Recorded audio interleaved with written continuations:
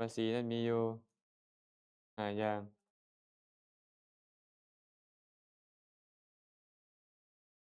างคือหยังแหน่วัสนวสีสมาปัสสนวสีอธิฐานวสีพุทธานวสีและปัจเจเวคขณวสีถ้าหากว่าบุคคลใดบุคคลหนึ่งก็ตามอยากเจริญฌานขั้นที่2เอิ้นว่าทุติยฌานขั้นที่3ตติยฌานต้นก็ต้องเข้าออกฌานพวกนี้พระสีทั้ง5นี้อย่างแคล่วเข้าฌานอย่างคล่องแคล่วแล้วจึงค่อยการเข้าฌานต่อๆไปได้นะเบิ่งคำอธิบายเกี่ยวกับวสีห้าควรรู้เกี่ยวกับวสี5มีวจนวสีเป็นต้นแบบนี้ว่าความสามารถในการนึกถึงองค์ฌานได้อย่างว่องไวติดต่อกันพอมีความขัดข้องในการนึกแบบนี้คือเข้าปฐมฌานแล้วเมื่อออกจากปฐมฌานแล้วก็มีวจนจิตเกิดขึ้นต่อจากภวังคะดับไปแล้วนึกถึงตกก่อน สวนะทั้งสี่ห้าคณะก็แล่นไปโดยมีวิตกเป็นอารมณ์ตกภวังค์บ่เกินเลย2-3คณะก็เกิดวัชนะนึกถึงวิจารณ์ทันทีสวนะแล่นไปสี่ห้าคณะอันมีวิจารณ์เป็นอารมณ์ก็แล่นไปแม้ถึงคราวนึกถึงองค์ฌานมีปิติเป็นต้นก็แบบนี้เหมือนกันนี่ชื่อว่าวัสนวสีความชำนาญในการนึกถึงวัสนวสีแปลว่าความชำนาญในการนึกถึงองค์ฌาน อยากนึกถึงวิตกอยากนึกถึงวิจารณ์อยากนึกถึงปิทุกข์เอกคตาก็สามารถนึกถึงได้ในคราวออกจากฌานเดี๋ยวนี้เอิ้นว่าวัสนวสีก็ง่ายๆคือการปรารภนึกถึงองค์ฌานอยากนึกถึงยามใดก็ได้อย่างว่องไวออกฌานปุ๊บสามารถนึกถึงได้เลยทันทีเอิ้นว่ามีวสีภะวัสนาจือเด้อวัสนวสีแปลว่าความชำนาญในการนึกถึงองค์ฌาน ส่วนความสามารถในการเข้าได้อย่างว่องไวก็มีความเนิ่นช้าในการเข้าได้ทันทีที่ต้องการจะเข้าฌานในลำดับแห่งชวนะที่เป็นไปแล้วตกภวังค์บ่เกิน2-3คณะชื่อว่าสมาปัสสนวสีความชำนาญในการเข้าฌานสมาปัสสนะก็คือสมาบัตินั่นเองเนาะความคล่องแคล่วว่องไวในการเข้าฌานอยากเข้าตอนใดก็สามารถเข้าได้เลยแบบนี้เอิ้นว่าสมาปัสสนวสี ความสามารถในการยับยั้งฌานจิตไว้สัวขณะหนึ่งคือสัวหัดนิ้วมือหนึ่งหรือ10นิ้วมือก็ยอมให้ออกเสียสัพพันธ์ทันทีคือว่าอธิษฐานวสีความชำนาญในการยับยั้งฌานไว้อธิษฐานอธิษฐานแปลว่าหยังแม่นบ่อธิษฐานอธิษฐานนี่แปลว่าหยังการตั้งไว้เฉพาะตั้งไว้อย่างยิ่งคือบ่ให้มันเปลี่ยนแปลงไปจากนั้นอธิษฐาน การตั้งอธิษฐานได้ว่าให้อยู่ในฌานตลอดเวลาเท่านี้บ่ให้ไปออกไวกว่านี้นะว่าอธิษฐานนะว่าเข้าดลก็ตามเข้าบ่ดลก็ตามสามารถอธิษฐานให้เข้าได้ตลอดเลยความสามารถในการออกได้ฉับพลันทันทีตามเวลาที่ประสงค์เชิงเป็นไปก่อนหน้าที่จะเข้าบ่มีความเนิ่นช้าในการออกชื่อว่าวุฒานาวสีความชำนาญในการออก ก่อนจะเข้าก็อธิษฐานไว้เลยข้าพเจ้าจะออกเวลานี้ออกเวลานั้นภายในเวลาชั่วโมงหนึ่งแล้วจะออกภายในเวลา2ชั่วโมงแล้วจะออกจั่งซี้แบบนี้แหละเอิ้นว่าพุทธานะวะความชำนิชำนาญในการออกจากฌานก็บอกว่าออกได้ตามประสงค์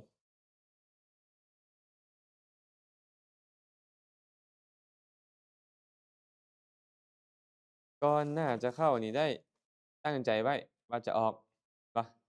มันคล้ายๆกับอธิษฐานภาษีแต่อธิษฐานเนี่ยเน้นการอยู่ตัวนี้เน้นกา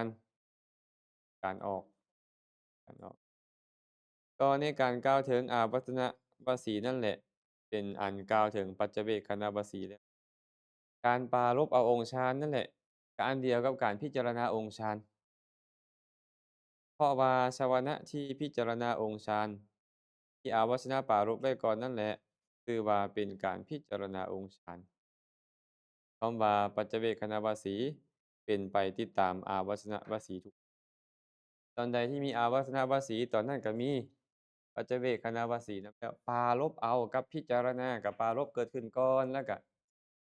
พิจารณาตามมาทันทีก็ยังไงก็คือสามารถเข้าออกสามารถยับยั้งอยู่สามารถพิจารณาองค์ฌานทั้งหมดแบบคล่องแคล่วว่องไวบ่มีติดขัดเอิ้นว่าวสีภาวะวสีภาวะภาวะแปลว่าความมีความเป็นเนาะ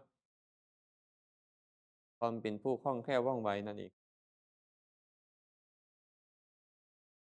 เมื่อพระโยคาวจรเป็นผู้ใดโยคาวจรปัดโยคาวจระผู้ประพฤติผู้ประกอบความเพียรปัญโยคาวจรเมื่อวานนี้แม่ออนสีเอามาจอกน้อยๆหนึ่งก็ได้นอนเมื่อคืน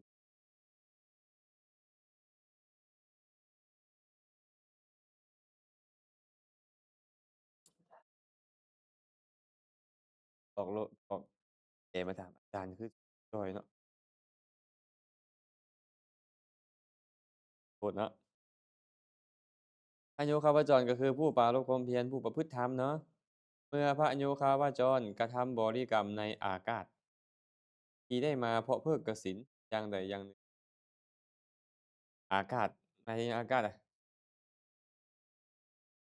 ในบรรดากสิณทั้งหลายเป็นอากาศกสิณโดยเกี่ยวกับอากาศหาที่สุดบ่ได้อะฮูปดวงแรกก็ยอมแนบแน่นถึงอัปปนานี่เรากำลังจะเว้าขั้นตอนของการไปถึงอารูปฌานแล้วหลังจากเพิ่นเว้าเมื่อกี้นี่ว่าสีภาวะห้าเกิดขึ้นแม่นบ่ก็ออกมาแล้วก็พิจารณาองค์ฌานเข้าฌานที่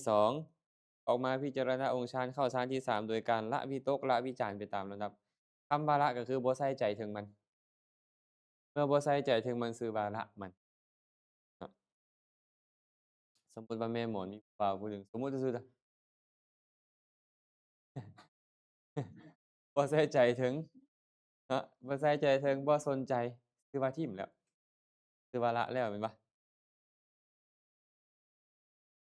อันนี้คือกันบ่ใส่ใจถึงวิตกก็ชื่อว่าละตกบ่ใส่ใจถึงวิจารณ์ก็ชื่อว่าละการบ่ใส่ใจถึงปิติก็ชื่อว่าละปิติไปตามลำดับหลังจากฮอดฌานที่5บัดเนี่ยโดยกสิณเป็นต้นอย่างใดอย่างหนึ่ง ถ้าสมมุติเจริญปฐวีกสิณบ่อาโปเตโชวาโยกสิณบ่เจริญทีละกสิณปีตะโอทาตะโรหิตะเป็นต้นนะแต่เว้นอากาศกสิณเพราะว่าอากาศกสิณนี่บ่สามารถเป็นบาดฐานของการเข้าอารูปฌานได้อากาศกสิณจึงบ่แม่นฐานของการจะเข้าฌานอารูปฌานเพิ่นเลยบอกว่าโดยเกี่ยวกับเป็นอากาศที่หาที่สุดบ่ได้ก็หมายถึงเพิกออกสมมุติแม่หมอนเจริญปฐวีกสิณมาปฏิภาคานิมิตก็แจ่มแจ้งแม่นบ่ ชัดเจนเห็นเปล่าไอ้มอนอยากเข้าฌานออกฌานยามใดก็ได้ด้วยอาศัยนิมิตนั่นแหละอาศัยนิมิตเพ่งฌานก็เข้าฌานเพ่งนิมิตก็เข้าฌานเพ่งนิมิตนี่แม่มอนก็เลยมาเพ่งนิมิตแล้วก็เพิกออกอากาศบ่มีอากาศบ่มีอากาศบ่มีอากาศบ่มีระลึกไปในใจแล้วๆเล่าๆแล้วๆเล่าๆอยู่อะฮูปดวงแรกก็ยอมแนบแน่นเทิงอัปปนาออกจากปัญจมาฌานนั้นแล้วเพิกนิมิตกสิณโดยใส่ใจว่าอากาศใส่ใจให้มันเป็นอากาศอากาศบ่มีที่สุดอากาศบ่มี อากาสานัญจายตนะวิญญาณยอมเกิดขึ้นอารูปดวงแรกชื่อว่าหยังอากาสา อากาสานัญจายตนะ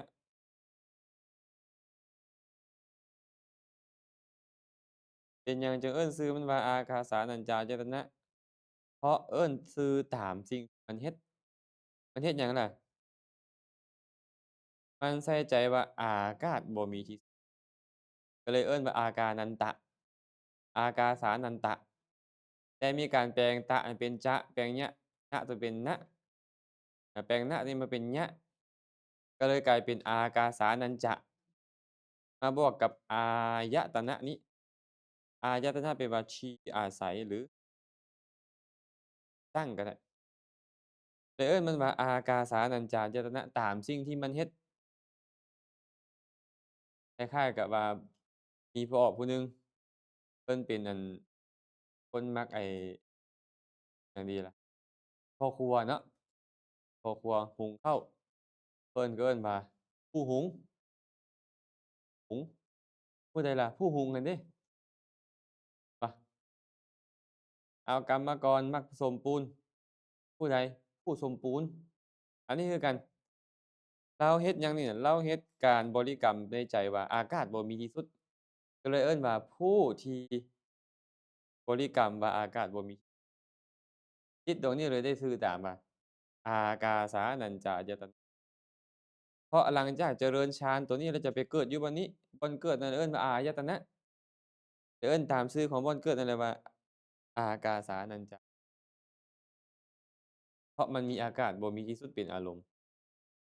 หลังจากบุคคลเข้าอากาสานัญจายตนะแล้วๆเล่าๆแล้วๆเล่าๆอยู่ช่ำชองแล้วเมื่อกระทำบริกรรมเชิงอาหูปวิญญาณดวงแรกนั่นแหละโดยเกี่ยวกับเป็นวิญญาณหาที่สุดบ่ได้อาหูปดวงที่2ก็ย่อมแนบแน่ได้ฌานแล้วบ่เนี่ยได้อากาสานัญจายตนะ เข้าออกเข้าออกเข้าออกอยู่นี่แหละหลังจากเข้าฌานตัวนี้ออกแล้วเข้าแล้วออกอยู่ออกมาจากฌานพิจารณาเห็นว่ามันนี่ยังใกล้ต่อกามคือกันกลับมาใส่ใจจิตดวงนี้บัดนี้ใส่ใจว่าจั่งใดล่ะวิญญาณบ่มีที่สุดเมื่อกี้นี่อากาศบ่มีที่สุดแม่นบ่เปลี่ยนว่าวิญญาณบ่มีที่สุดบัดนี้ใส่ใจว่าวิญญาณบ่มีที่สุดวิญญาณบ่มีที่สุดวิญญาณบ่มีที่สุดลึกแล้วๆเล่าๆแล้วๆเล่าๆจนจิตแนบแน่นเพราะการระลึกนั้นจิตดวงใหม่ก็เกิดขึ้นจิตดวงใหม่ที่เกิดขึ้นนี่เอิ้นว่าวิญญาญาณัญจา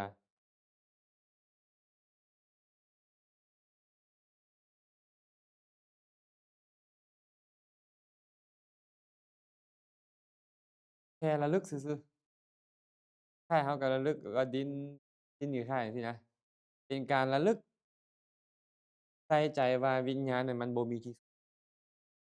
กว้างขวางมันบ่มีที่สุด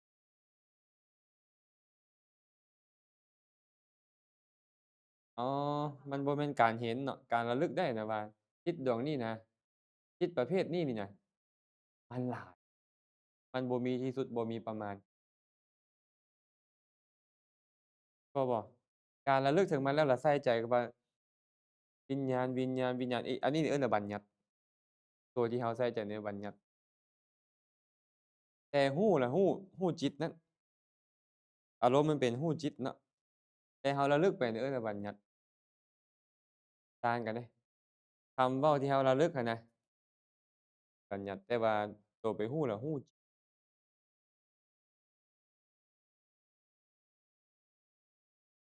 มันบ่เป็นคือเราไปรู้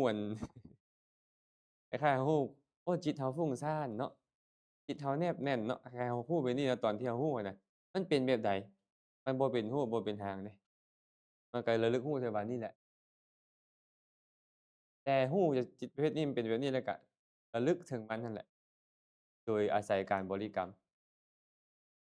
วิญญาณบ่มีที่ใส่ใจไปใส่ใจมาจิตก็แนบแน่นเป็นฌานอีกบัดหนึ่ง ฌานจิตที่ระลึกถึงจิตนั่นแหละจิตเอิ้นว่าหยังจิตอีกชื่อหนึ่งอะวิญญาณก็เลยชื่อว่าวิญญาณันตะเอาวิญญาณันตะมาแปลงเป็นวิญญาณัญจะ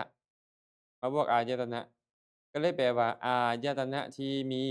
วิญญาณบ่มีที่สุดเป็นอารมณ์เอิ้นตามชื่ออันนี้ก็ได้เอิ้นตามชื่อมันไประลึกถึงวิญญาณว่าวิญญาณนั้นบ่มีที่สุดมันก็เลยได้ชื่อว่าอากาสานันตะแต่วาหลักภาษาบาลีมีการแปลงอากาสานันตะไอ้นันตะอันเป็นนันจะเนาะแล้วมาบวกอายตนะที่แปลว่าที่ตั้งนี้ก็เลยกลายเป็นอากาสานัญจะอากาสานัญจายตนะ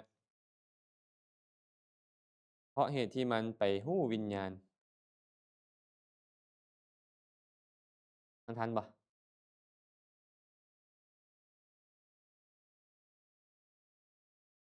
ผมทันบ่เหมือนจะทันอยู่บ่เหมือนจะไปกันใหญ่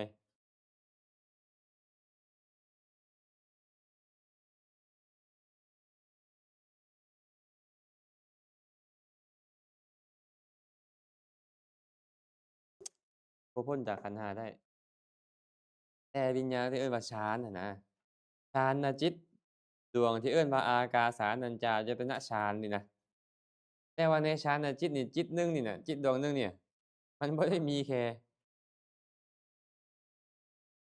มันบ่ได้มีแค่จิตแม่นบ่เห็นบ่เนี่ยแต่30เท่าไรเนี่ย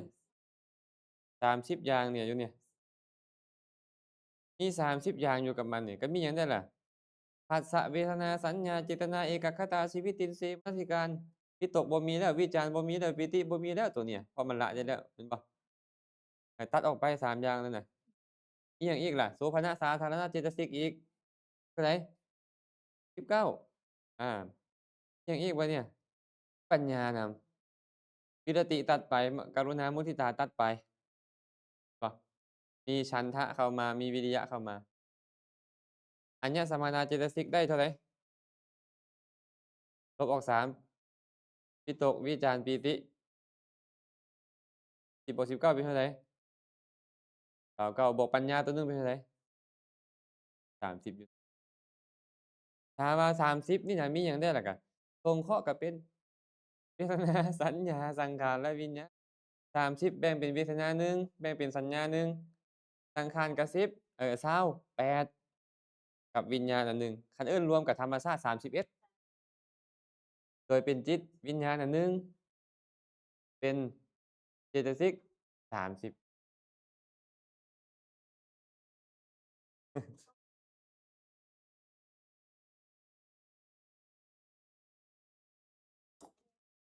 นี่แหละเอิ้นว่าสัพพัญญุตญาณเนาะ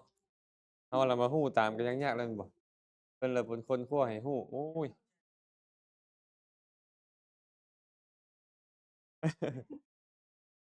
มันลึกซึ้งโพดแม่นบ่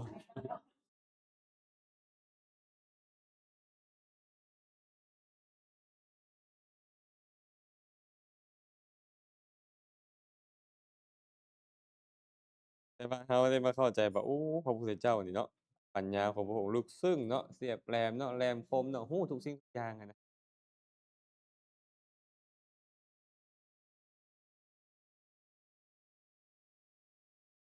เพิ่นก็เลยใช้โวหารว่ามาฮู้จิตดวงนี้มาฮู้ใจดวงนี้มาฮู้วิญญาณดวงนี้ก็เลยเว้าสะพรั่นซื่อๆแต่ในขณะที่ฮู้อะนั้นมันฮู้หมดนั่นแหละ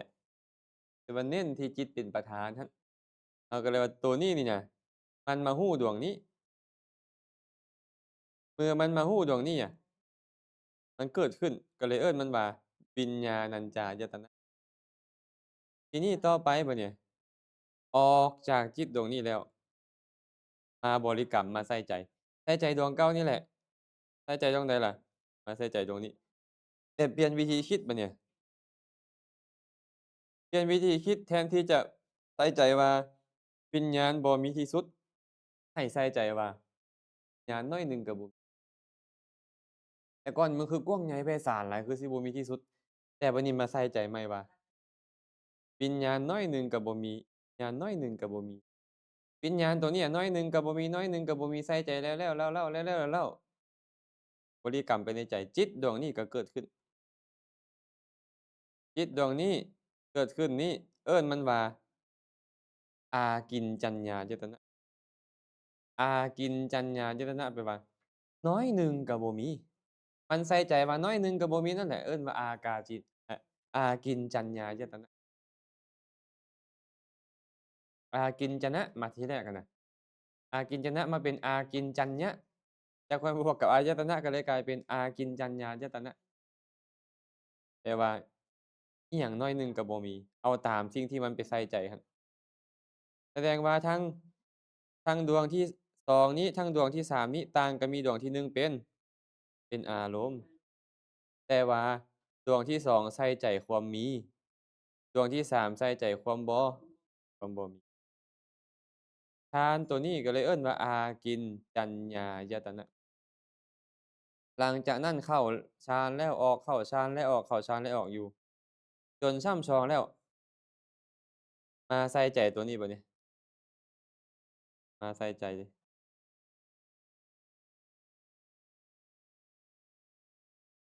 มาใส่ใจจิตดวงนี้ดวงที่3นี้ออกจากฌานดวงที่3แล้วมาใส่ใจดวงที่3นี่ว่าสงบปราณีตสงบเนาะปราณีตเนาะระลึกในใจแล้วๆเล่าๆแล้วๆเล่าๆอยู่จิตที่แนบแน่นเกิดขึ้นอีกเทื่อหนึ่งเป็นเทื่อที่4จิตดวงนี้อาศัยจิตดวงนี้เป็นอารมณ์เมื่ออาศัยเป็นอารมณ์อยู่แบบนี้ ก็เลยเฮ็ดให้จิตดวงนี้เกิดขึ้นแต่ใส่ใจว่าจั่งใดใส่ใจว่าสงบปานนี้จิตดวงเกิดขึ้นนี่เลยได้ชื่อว่าเนวสัญญานาสัญญายตนะวสัญอานาสัญญายตนะไอ้สิ่งที่เอิ้นนี่น่ะเนวสัญญาแปลว่ามีสัญญาก็บ่แม่นนาสัญญาจะบอกว่าบ่มีสัญญาก็บ่แม่นความที่มันสงบละเอียดปราณีตหลายสิ่งที่มันไปรู้อะนะ ก็เลยใส่ใจตามสิ่งที่มันไปรู้ว่ามันสงบปานนี้เหมือนบ่มีสัญญาแต่มีสัญญาอยู่ความสงบความละเอียดของมันหั้นน่ะก็เลยเอิ้นว่าเนวสัญญานาสัญญาเจตนะเหมือนบ่มีสัญญาแต่ก็ยังมีอยู่ก็เลยบอกว่ามีสัญญาก็บ่แม่นบ่มีสัญญาก็บ่แม่นได้ชื่อว่ามีสัญญาก็บ่แม่นบ่มีสัญญาก็บ่แม่นเอิ้นภาษาบาลีว่าเนวสัญญานาสัญญาเป็นจิตดวงที่เอิ้นว่าประเสริฐที่สุดในบรรดาฌานฌานจิตดวงประเสริฐที่สุด เป็นยอดของการเจริญฌานแล้วตัวเนี้ยต่างแต่ว่าของพระเสขะกับปุถุชนจะเป็นกุศลของพระอรหันต์จะเป็นเพราะฉะนั้นสมาบัติ9ถ้าเว้าตามในของอภิธรรมว่าสำเร็จเพราะการเจริญแบบอรูป4รูป5แม่นบ่รูปวจรฌาน5อรูปวจรฌาน4รวมเป็น9คันนัยยะพสูตรนี่น่ะจะบ่มีฌานที่5ของรูปก็ได้รูปฌาน4รูปฌาน4ก็เลยเป็นสมาบัติ8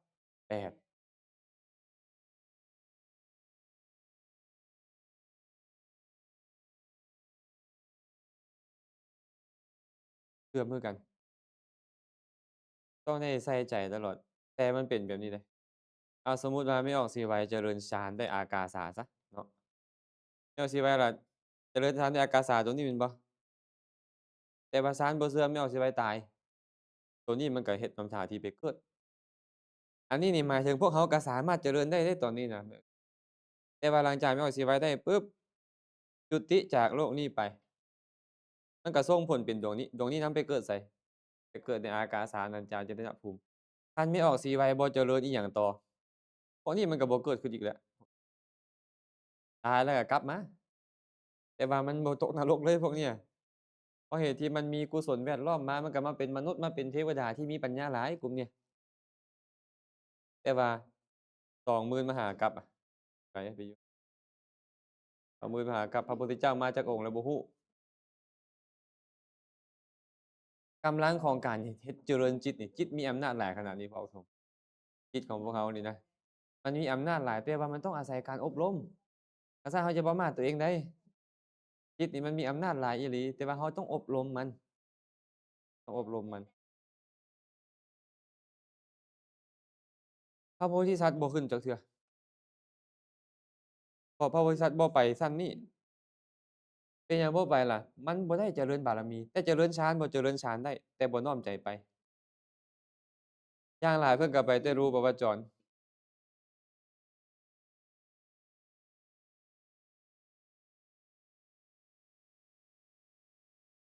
อยู่ชั้นมหาพรหมชั้นปฐมฌาน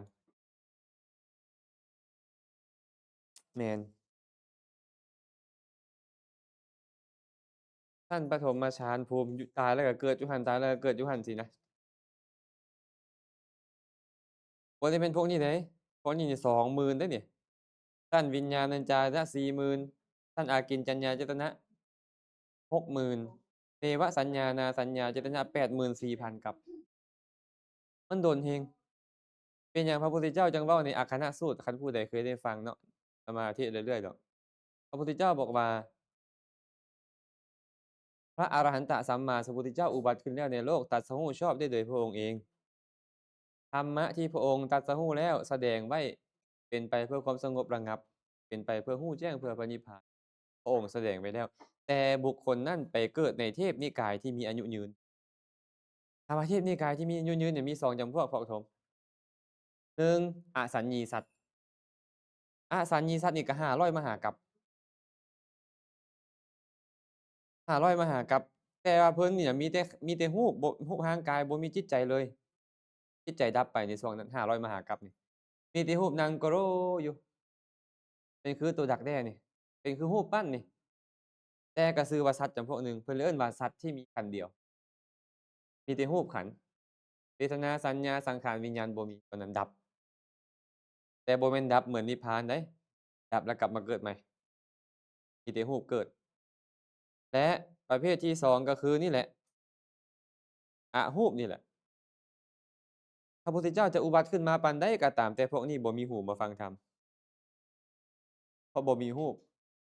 พระพุทธเจ้าเทศน์แล้วเทศน์อีกจนพวกเทวดามาพวกพรหมพวกมนุษย์นี่บรรลุธรรมจำนวนเป็นล้านๆเป็นโกฏๆแต่พวกนี้บ่ได้ยินหยังฉะนั้นพระโพธิสัตว์ทั้งหลายจะบ่ไป2ภูมินี่นะเขาเอิ้นภูมินี้ว่าภูมิที่มีขันธ์4อารูปฌานอารูปพรหมนี่น่ะมีแต่เวทนาสัญญาสังขารวิญญาณบ่มีหูตัวนี้ก็มีแต่รูปแต่บ่มีหูอันนี้ก็ได้บ่มีโสตประสาทอะนะก็เลยบ่มีโอกาสได้ฟังธรรม ฉะนั้นพระโพธิสัตว์ทั้งหลายเวลาไปพรหมโลกจะบ่มีการไปในชั้นที่มีไป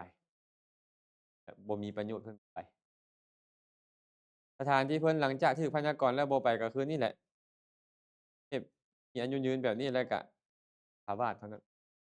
ที่เหลือท่องเที่ยวสนใจบ่พอ Paragon สนใจอยากไปอยู่บ่แต่ว่าคือคนติดยาน่ะพี่น้องคนติดยาเป็นจั่งใดคนติดโอ้คนติดยามันติดก็ยังว่ามันรู้อยู่ว่ามันบ่ดีแต่ว่ามีมามันต้องกินเคยมีคนมาถามอาตมาทรงอาตมายังเป็นเจ้าติดยาเปล่าบ่นะคันมีก็กินซื่อๆนี่น่ะ ผู้สาวถามอะเนาะเจ้าติดยาเปล่าเพิ่นว่าบ่น่าคันมีก็กินบ่มีก็ซอกหาเออตกลงมันติดหรือบ่นี่ฮึต้องหามากินมันเป็นไปได้อีหลีคนกินคนติดเหล้าคือกันเนาะคนติดเหล้าติดหยังก็คือกันแบบนี้มีการแสวงหาอันนี้คือกันไม่ออกอาตมาเคยได้เล่าเรื่องให้พวกไม่ออกฟังแม่นบ่เรื่องของกาลเทวินฤาษีที่ไปพยากรณ์พระพุทธเจ้าเราตอนเกิดมาใหม่ๆเนาะหลังจากที่พระพุทธเจ้าแปลกเดะเนี่ยมื้อพระพุทธเจ้าประสูตินี่แผ่นดินหวั่นไหว แต่กาลเทวินดาบทบ่ได้ยินเพิ่นไปเข้าฌานอยู่สวรรค์ชั้นดาวดึงส์หลังจากไปฌานไป3มื้อเลาก็ออกจากฌานมาหลังจากออกจากฌานมาเห็นเทวดาฟ้อนเต้นเทวดานี่นะเลาก็ถามพวกท่านเฮ็ดหยังคือฟ้อนเต้นเล่นเต้นเรื่องระบำอิหยังอยู่นี่น่ะพระคุณเจ้าพระคุณเจ้าบ่ฮู้ว่าเดี๋ยวนี้พระโพธิสัตว์ประสูติแล้วเด้ว่าซั่นพระโพธิสัตว์ประสูติแล้วพาลงไปเลยพอลงไปฮอดเนาะลงไปฮอดปุ๊บพระเจ้าสุโธทนะนี่เลาเคารพฤาษีตัวนี้เลย ก็อาจจะเอาลูกชายนี่มาไหว้ฤาษีมาไหว้ฤาษีแต่ปรากฏว่าพระเจ้าสุโธทนะนี่อุ้มลูกมาแล้วนี่พระบาทของพระโพธิสัตว์นี่หันไปใส่หน้าผากของฤาษีเห็นกงจักรเห็นกงจักรอยู่บาทพระพุทธเจ้าดีใจไหมหมอนดีใจเกิดความปลื้มปีติบุญหนึ่งก็เศร้าให้เจ้าสุโธทนะก็ถามว่าพระพุทธเจ้าเป็นแบบนี้มันมีเหตุใดเนาะมหาบพิตรพระราชโอรสนี่จะเป็นพระสัมมาสัมพุทธเจ้าในโลกถ้าเป็นหยังพระคุณเจ้าคือเสียใจอาตมาภาพอายุอยู่บ่ฮอดอีก35ปีแต่อาตมาอยู่บ่ฮอดเราอยู่บ่ฮอดท้ายเราบอกหลานเราเด้บอกหลานเราว่าคันบ่ออกบวชต้องบ่ตาย ถ้าบ่เห็นเพิ่นก็ต้องสอบถามเพิ่นจะเป็นพระพุทธเจ้าพระเทวินิกาพระโพธิสัตว์พ่อเพิ่นก็กราบลูกชายครั้งแรกเพราะคนที่เขาเคารพกันทั้งกราบใช่ครับปัญหาที่เขาเอามาตั้งคำถามขึ้นมาถามกันคือว่าเป็นหยังเราคือบ่อธิษฐานให้ตัวเองนี่ได้มาฟังธรรมเราบอกว่าอายุเราอยู่บ่ฮอดเราก็เป็นคนโลกบ่มีโอกาสมาพ้อเราเจริญฌานได้เนวสัญญานาสัญญาจนฌานได้สมาบัติที่เท่าของในอภิธรรมนี่น่ะและมันจะต้องบ่มีหูแม่นบ่สิว่าเอ้ยพระพุทธเจ้าเกิดขึ้นแล้วเพิ่นจะบ่มีหูมาฟังธรรมเพิ่นจะบ่ฮู้เลยว่าพระพุทธเจ้าเฮ็ดแบบใดแจ้งอิหยังมันติดเรากำลังจะอธิบายกันว่ามันติดในฌานที่ความสงบ มันสาระได้ทุกอย่างที่มีประโยชน์หลายแล้วใจบ่ต้องไปบ่มีอุบายครับแต่บ่มีอุบายบ่เหมือนพระโพธิสัตว์ทุกพระองค์นี่น่ะเพิ่นเจริญฌานปานนี้แต่ก็ตามแต่เพิ่นจะน้อมไปในภูมิที่ต่ำบางเทื่อยังน้อมไปในทางกามซ้ำเจริญฌานแต่น้อมไปในกามให้ได้เจริญบารมีความเสียสละของเพิ่นน่ะความเสียสละที่อยากจะได้ธรรมะมาบอกกล่าว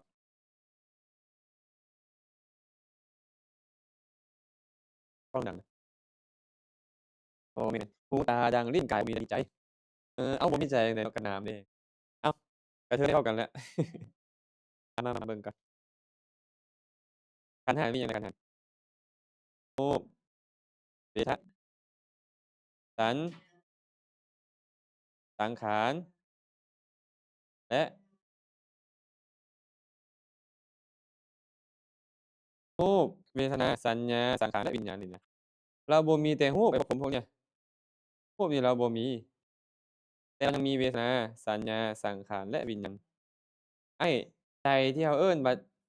พวกนี้นี่มีแต่หัวใจหั้นบ่มีหัวใจมันเป็นรูปมันบ่มีหาทายวัตถุบ่มีเพราะฉะนั้นเราเลยอธิบายแต่ตอนอ่าของจิต4อย่างเนาะเกิดขึ้นพร้อมกับจิตดับไปพร้อมกับจิตมีอารมณ์เดียวกันกับจิตมีที่ตั้งอะไรเดียวกันกับจิตก็บอกในตอนนั้นน่ะเฉพาะพวกอรูปผมจะบ่มีที่ตั้งเดียวกันเพราะหยังเพราะบ่มีรูปต้องได้ลักษณะ3อย่างคือเกิดพร้อมกันดับพร้อมกันมีอารมณ์เดียวกันที่ตั้งบ่มีในอรูปหูนี่ฟังหยังได้บ่จักขุประสาทคือตานี่บ่มีเห็นรูปบ่เห็นบัณฑิตบ่ได้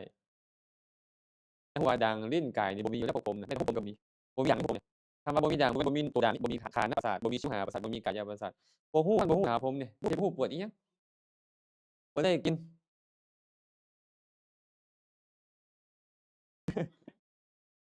สภาพของมันนี่มันบ่เป็นตอนนี้มันเป็นนามธรรม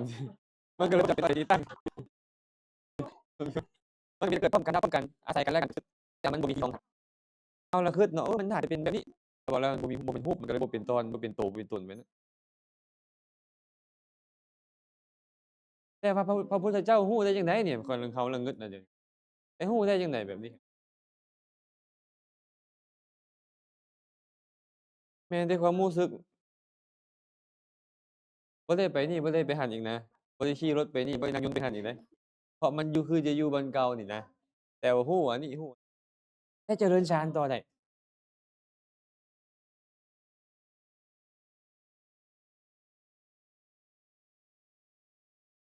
แม่นๆเราก็มีการจุติปกติการจุติของเรานี่มีแต่ว่าฮู้เท่านั้นจุติเวลาเราเรียนต่อไปข้างหน้าเพิ่นจะบอกว่านามฮูก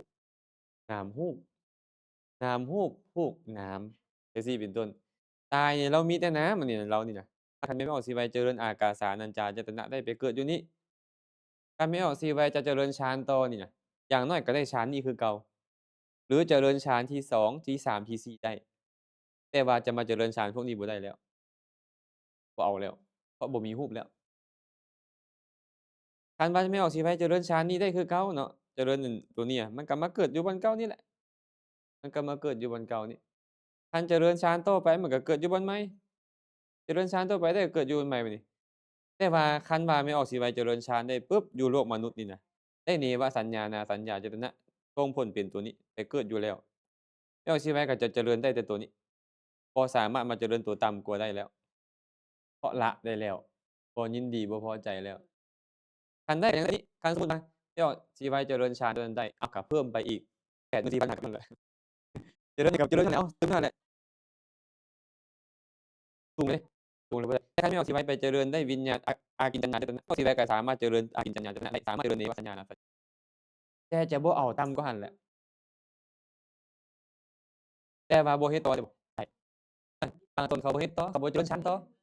เมื่อจะบ่เจริญฌานต่อแล้วเจริญฌานบ่ได้แล้วครบ ครบจำนวนอายุเขา20,000มหากาพย์แด่40,000มหากาพย์แด่60,000มหากาพย์แด่84,000มหากาพย์แด่แต่จุติเว้ยแต่จุติแล้วนี่เขาจะมาเป็นพระเทวดาที่สมบูรณ์งดงามเป็นผู้ที่บ่มีความโลภหลายบ่มีความโกรธหลายบ่มีความหลงหลายเพิ่นเพราะอาศัยอุปจารสมาธิของเขาเจ้าน่ะมหากุศลญาณสัมปยุตที่เขาเจ้าเจริญมาก่อนอาจจะเข้าฌานแต่ละเทื่อน่ะมันมาหล่อเลี้ยงให้เขาไปเกิดบรรลุทำไมพวกเนี้ยบรรลุทำไมเข้าใจจะแก้ยังไงและบ่นักไปในกามบ่นักไปในโทสะวิจารณญาณ แต่บ่มักยิ้มมักหัวคือพวกเขาเป็นจั่งใดบ่แม่นซั้นใดสิเมตตาดีแต่บ่มักยิ้มบ่มักวิจารณญาณดีแล้วก็บ่โลภในอิหยังง่ายๆพิจารณาใส่ใจบางคนนี่อาตมาเคยเว้าให้ฟังเรื่องพระโพธิสัตว์บ่พระโพธิสัตว์จุติจากพรหมโลกแต่บ่แม่นซั้นนี่ไดท่านรูปแบบรูปฌานนั่นตายไปแล้วไปเกิดเป็นมนุษย์บัดนี้ก็เลยเจริญฌานต่อเนาะพอไปเกิดเป็นมนุษย์นับตั้งแต่มื้อเกิดผู้หญิงแตะต้องบ่ได้เลยแม่ก็บ่ให้อุ้มได้ให้คนอื่นอุ้มเวลาจะกินนมได้เจาะป้องเอาเอานมป้อนให้แล้วก็ดูดนมและผู้หญิงเลี้ยงบ่ได้จับต้องบ่ได้ต้องได้ให้ผู้ชายเลี้ยง ก็คือบ่ยินดีในผู้หญิงน่ะแต่กำลังของฌานมันยังอันนั้นอยู่หั้นน่ะทีนี้พ่อนี่เพิ่นอยากให้ครองเรือนพ่อเนี่ยอยากให้เป็นเหย้าเป็นเรือนอยากให้ครองราชย์สืบต่อก็เลยหาวิธีแบบประกาศไปเลยผู้ใดเฮ็ดให้ลูกชายข้อยมักได้นี่ข้อยสิมอบความเป็นมเหสีให้แต่งงานกับลูกชายให้ครองราชย์ผู้ใดก็บ่ได้อย่างอันหนึ่งบ่ไปรับอาสาแล้วบ่เข้าไปเลยขี้คร้านเข้าไประวังเด้อเริ่มจากไปดีดพิณอยู่ไกลๆสมมุติว่าอยู่แถวสร้างไม่ออกผมจำเพิ่นเราก็ไปดีดพิณอยู่พี่พลอยได้ยิน อีเราฮู้ว่าอันพระโพธิสัตว์อยู่ปราสาทนั้นนะครับกะลำลำเสียงหยังวะแหนเบิ่งเราฮู้แล้วว่าเริ่มสนใจเราแล้วมื้อใหม่เรายับเข้าไปแม่นบ่เข้าไปเทีละน้อยก็ดีแล้วก็ลำไปมันก็เริ่มมาฟังเรื่อยแล้วบัดนี้พระโพธิสัตว์เนาะยับใกล้เข้าบ่เนี่ยไปตีนปราสาทเลยมันสิค่อยฟังอยู่ทุ่มใช่แล้วมักเราแล้วก็ร่วมอภิรมย์กับเราเว้ยเมื่อเขาเสพสัมผัสกันแล้วติดใจบัดนี้ผู้หญิงในโลกนี้ต้องเป็นของข้อยเท่านั้นอันนี้เบิ่งเห็นผู้ใดก็ตามควงผู้หญิงมานี่เราจะจับดาบไล่เลยบัดนี้คือดาบไล่ฟันหมดแม่นบ่อานี่มันมาหมดเลยพอกำนันผีเข้ามันมาบัดนี้ข้อยต้องได้มาเป็น เมียข้อยหมดอันผู้หญิงในเมืองนี่น่ะชาวบ้านชาวเมืองเดือดร้อนแจ้งแก่พระราชาพระราชาก็เลยบอกว่าโอ้บ่ได้บ่ลูกเอ้ยคันเป็นก็นางอันนี้แหละบัดนี้เห็นบ่บัดนี้แต่ก่อนน่ะจ้างเรามาเนาะมอบนั่นแหละเจ้าจงเอาเมียเจ้าหนีไปป่าบ่อยากฆ่าลูกก็โอ้โพดเนรเทศออกจากเมืองให้ไปเต็มกับเมียไปอยู่ป่าพอไปอยู่ป่าเขากินหยังล่ะป่าหัวมันหมากไม้กินผักกินหญ้าไปซั่นแหละเนาะอยู่นำกัน2สามีภรรยาก็มีความสุขดีแม่นบ่เบื้องต้นน่ะอยู่มามื้อหนึ่งบัดนี้มีฤาษีอีกตัวหนึ่งเก็บหัวมันหมากไหม้นางอันนี้พอแต่เห็นฤาษีตนใหม่นี่นะ อภิรมย์เลยอันก็ยั่วยวนเลยก็ใช้มารยายิงของเหยายั่วยวนอันฤาษีตัวนั้นหั้นน่ะทั้งๆที่ตัวเองมีสามีเด้นี่พี่น้องหลังจากนั้นก็ฤาษีนั่นก็อ้าวตะบะแตกคือกันเลยบ่เห็นผู้หญิงเทื่อตะบะแตกพี่น้องเอ้ยตะบะแตกก็ร่วมเสพสังวาสกันเลยพอมีการร่วมเสพสังวาสกันพระโพธิสัตว์มาพอดีเห็นฤาษีกำลังมีหยังกับเมียตัวเองนี่มันโอ๊ยมันทรมานใจเนาะจับผ้าได้ไล่ฟันฤาษีตัวนี้นี่แล่นคือกันพี่น้องฤาษีก็หอบผ้าแล้วก็แล่น แล่นแล่นแท้แล่นว่าเราก็ไล่แท้ไล่ว่าเลยเราความเราโกรธแฮงอะนะพอไปฮอดอันสระน้ำบัดนี้ฤาษีลืมข่าวว่าตัวเองฮอดได้นะโดดเลยพอได้โดดไปก็ตกตึ้มเลยตกน้ำต้มหยุดก่อนเหรอหยุดก่อนข้อยขอเวลาบึดหนึ่งว่าซั่นอย่าฟ้าวอย่าฟ้าวอย่าข้าไปเกินฟ้าวเห็นโทษแล้วม้าตุคามนี่โอ้มันเป็นภัยเป็นอันตรายต่อมันรวบรวมสมาธิของตัวเองที่เคยได้มามันเสื่อมหมดเลยได้แม่นบ่แต่ว่าเห็นโทษหลายขนาดนี้ตอนนี้ที่สิเขาฆ่ากันย้อนนี่นะกามพยาบาทอิหยังเจริญอภิญญามันนึกถึงได้ง่ายเป็นเพราะว่าตัวเองได้เห็นโทษในกามนี่เนาะนึกถึงได้ปุ๊บก็ได้คือเอาอธิษฐานอภิญญาฮอดนึกถึงอาการบัดนี้ นับตั้งแต่มื้อนี้เป็นต้นไปข้อยจะบ่มากินทานของมนุษย์อีกนี่เลยไปตามยถากรรมตายไปแล้วก็ไปพรหมโลกพระโพธิสัตว์เห็นโทษอนาคตอย่างสิ้นฤทธิ์ออกมาข้อยคือกันข้อยเห็นแก่ผู้หญิงจนที่พ่อข้อยนี่แหละที่ออกจากนับตั้งแต่มื้อนี้ข้อยจะบ่เอาแล้วแต่อย่าเอาพาเมียหนีเข้าไปเฮ็ด ปานพุ่นล่ะอ้าวเมื่อแยกกันคนละทางเฮาเนาะแต่มื้อนี้เป็นต้นไปนี่บ่อีกข้อยรักเจ้าแท้หลายเจ้าเฮ็ดแบบถ้าที่เหลือนี่เนาะที่เขามาเป็นฤาษีอันนี้ไปตามยถากรรมของเพิ่นนี่เห็นบ่นี่ถ้าพระโพธิสัตว์เด้ถ้ามาจากมโลกน่ะพระองค์ชมจนเบื่ออันผู้หญิงน่ะเบื่อเพศตรงข้ามอะนะมันเบื่อจนว่าเขาเรียนยังบ่ให้เรียนอะแต่ว่าสุดท้ายเป็นหยังคือเป็นได้ขนาดนั้นโอ้ให้เหตุปัจจัยธรรมชาติหลายมีเหตุมีปัจจัยก็อาตมาเคยฟังเพลงสมัยก่อนน้ำย้อยไผซุมื้อเห็นหยังมันยังก่อนเออบ่แม่นอย่างที่แต่ก่อนว่ามันสิบ่ได้สมัยนั้นเนาะขนาดนั้นเนาะไปดีดเออแต่ทำไมไม่เหมาะเนี่ยจากความเบื่อนี่กลายเป็นความรักได้หั้นนะแต่สุดท้ายแล้วโอ้บ่มีผู้ใดจริงใจบ่มีผู้ใดจะรักแท้ถาวรบ่มีดอกไม่ออกเอ้ยดอกนกตัวนิรันดรน่ะบ่มีบ่มีดอกบ่มีเห็นแต่เพลงปู่ซิวเนาะแม่นเนาะปู่ซิวเออคืออยู่องค์นั้นน่ะเมียตายแล้วก็ยังขึ้นไปหาเมียซุมื้อต้มซุปไปให้เมียกินเอออันนั้นก็ยังขายอยู่เนาะรักแท้แต่ว่าในโลกนี้คือสิบ่มีอะครับสิหาหยังเนาะอ้าวกลับมาเด้บัดนี้เด้กลับมาเนาะ สรุปแล้วพวกผมนี่นะตายไม่ได้ต้องมาเกิดเป็นมนุษย์หรือเทวดาที่เป็นติเหตุกะบุคคลมีปัญญาดีพร้อมในการเป็นภาชนะรองรับเอารสพระธรรมเทศนาตรัสรู้ได้แต่ว่าก็ดีอยู่เนาะแต่โดนโพดเนาะเกิดในยุคที่บ่มีพระพุทธเจ้าเลยซวยเลยไปคบคนเห็นผิดยุ่งเลยบางเทื่อเฮ็ดอนันตริยกรรมต่อสร้างมาหลายเดะสร้างมาไว้หลายแล้วแต่ชาติก่อนหน้าจะไปเกิดเป็นพรหมนั่นแค่มากลับใจแล้วไปเจริญฌานได้ซื่อๆแล้วไปพรหมโลกก่อนหน้านั้นโอ้ยเฮ็ดมาก็บ่น้อยแล้วมันก็รอท่าอยู่หั่นนะสร้างแต่ว่าชาตินั้นมันยังบ่เอากุศลยังครองรับอยู่แต่หลังจากชาติไปเกิดเป็นมนุษย์แล้วบ่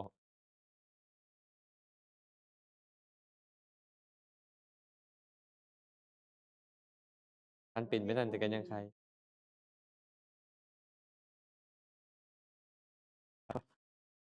น่าสงสารเนาะ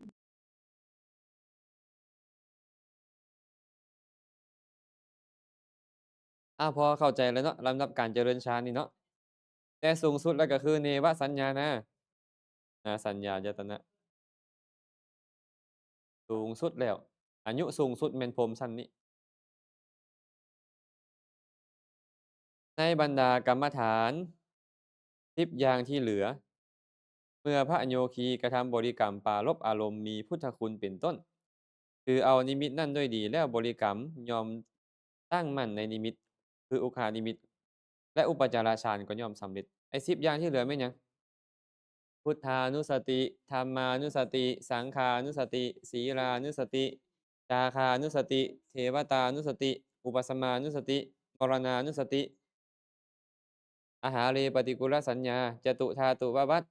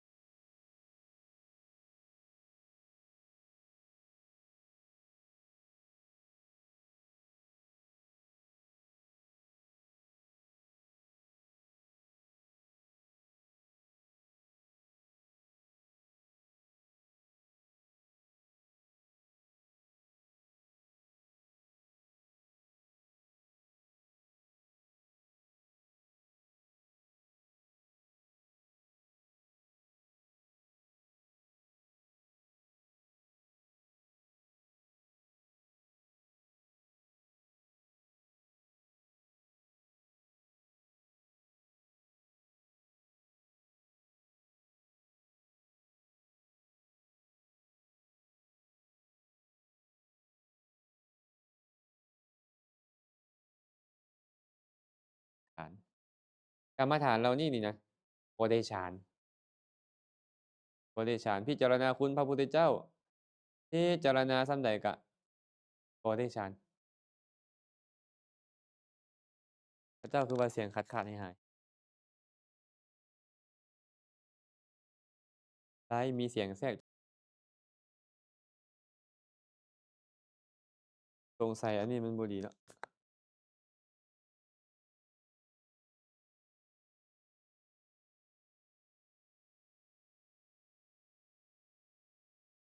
มันหมดคุณแล้ววะใช้มาหลายปีแล้ว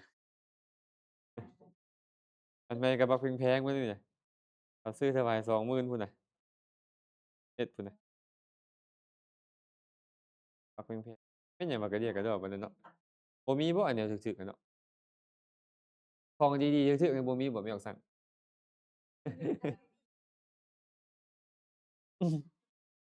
ของดีราคาเทิกมันบ่มีเนาะเออ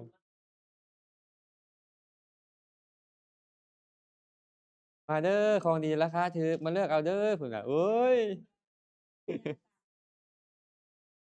เราก็จะไปซื้อตัวมันติดท็อปหลายเนาะอันเออ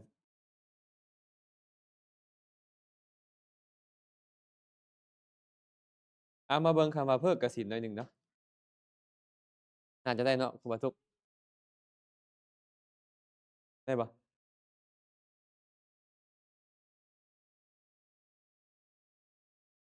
ถ้าออกแล้วได้พอมาแล้วบ่ได้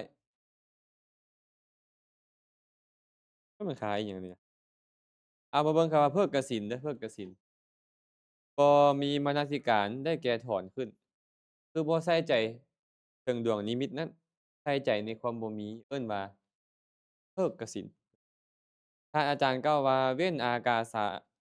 เว้นอากาศกสิณดังนี้ก็เพราะความที่พโยคาวจรบ่สามารถเพิกอากาศกสิณได้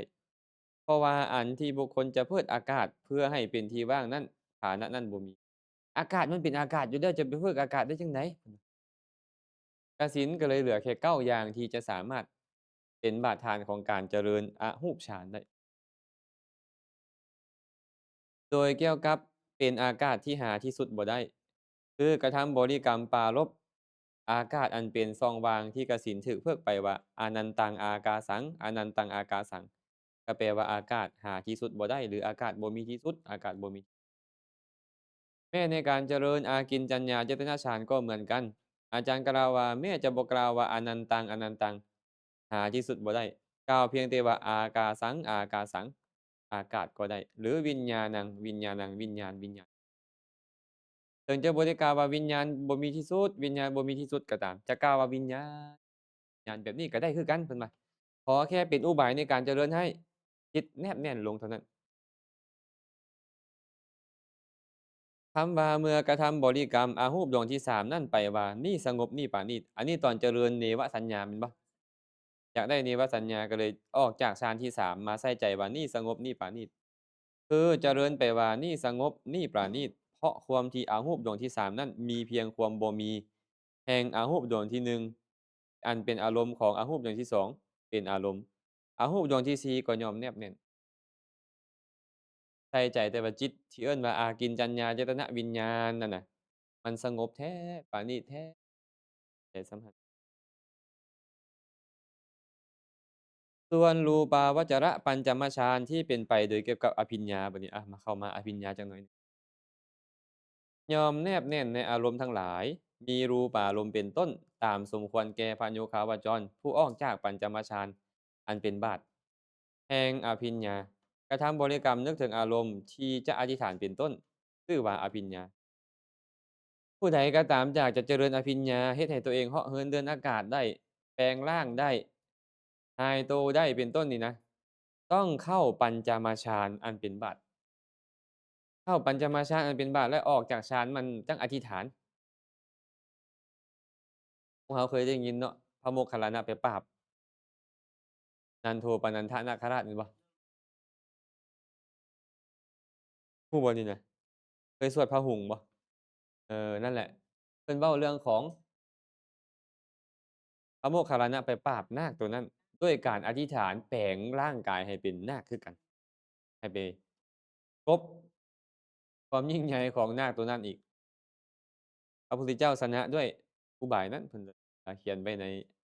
พระหุงค์อะนะเราก็เลยไปสวดกันก็เลยมักเอามาสวดว่านี่แหละสวดอันนี้แล้วดีชนะมยักษ์ชนะมารก็ว่าไปความจริงก็เล่าเรื่องว่าพระพุทธเจ้าชนะ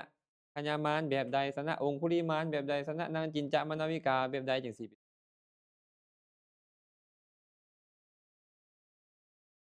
ไปเบิ่งเด้ออิทธิวิทังทิพโสตังปรจิตตวิชานานาปุพเพนิวาสานุสติทิพจักขุติปัญจทาอภิญญานี่น่ะเว้าโดยทั่วไปมี5แต่เว้าโดยรวมมี6อภิญญาของปุถุชนมี5อภิญญาของพระอรหันต์6ของปุถุชนของพระสิกขะจะได้อภิญญา5เท่านั้นเนาะเพราะอภิญญาที่6นี่เป็นอรหัตตมรรคญาณเป็นอรหัตตมรรคญาณ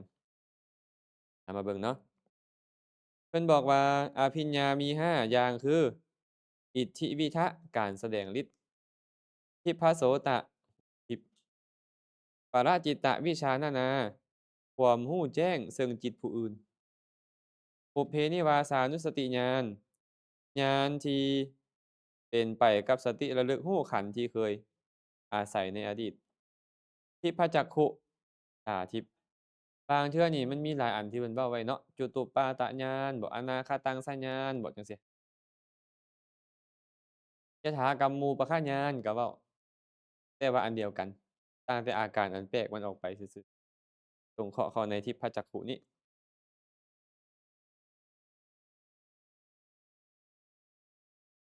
เจริญแนวใดบัดนี้เจริญอภิญญาเฮ็ดจังไดเพิ่นว่าคำว่าออกจังปัญจมาฌานอันเป็นบาตรแห่งอภิญญา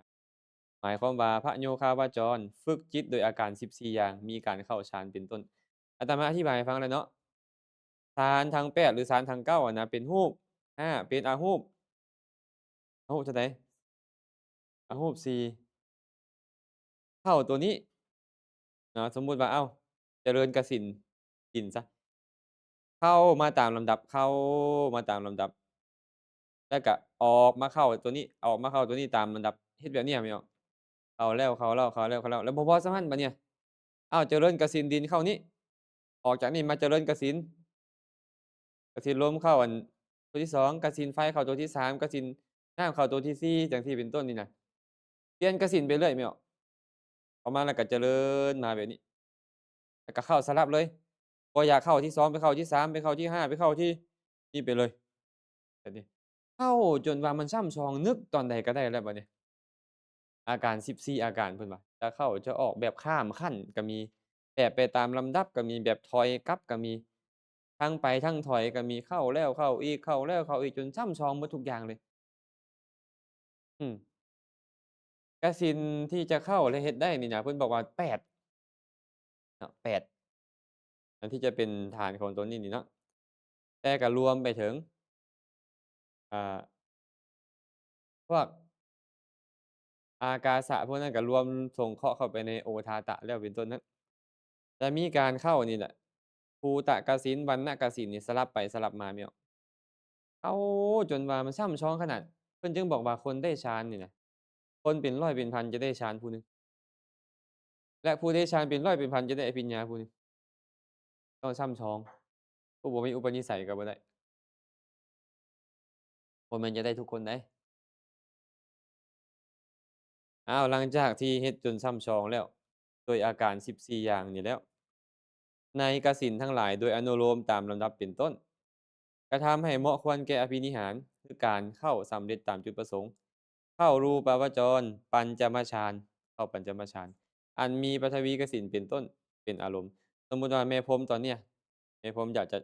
อธิษฐานน้ำให้เป็นดินอยากย่างไปตามหน้าน้ำแม่พรหมก็เข้าปฐวีกสิณปัญจมฌานออกมาหลังจากออกมาแล้วเนาะ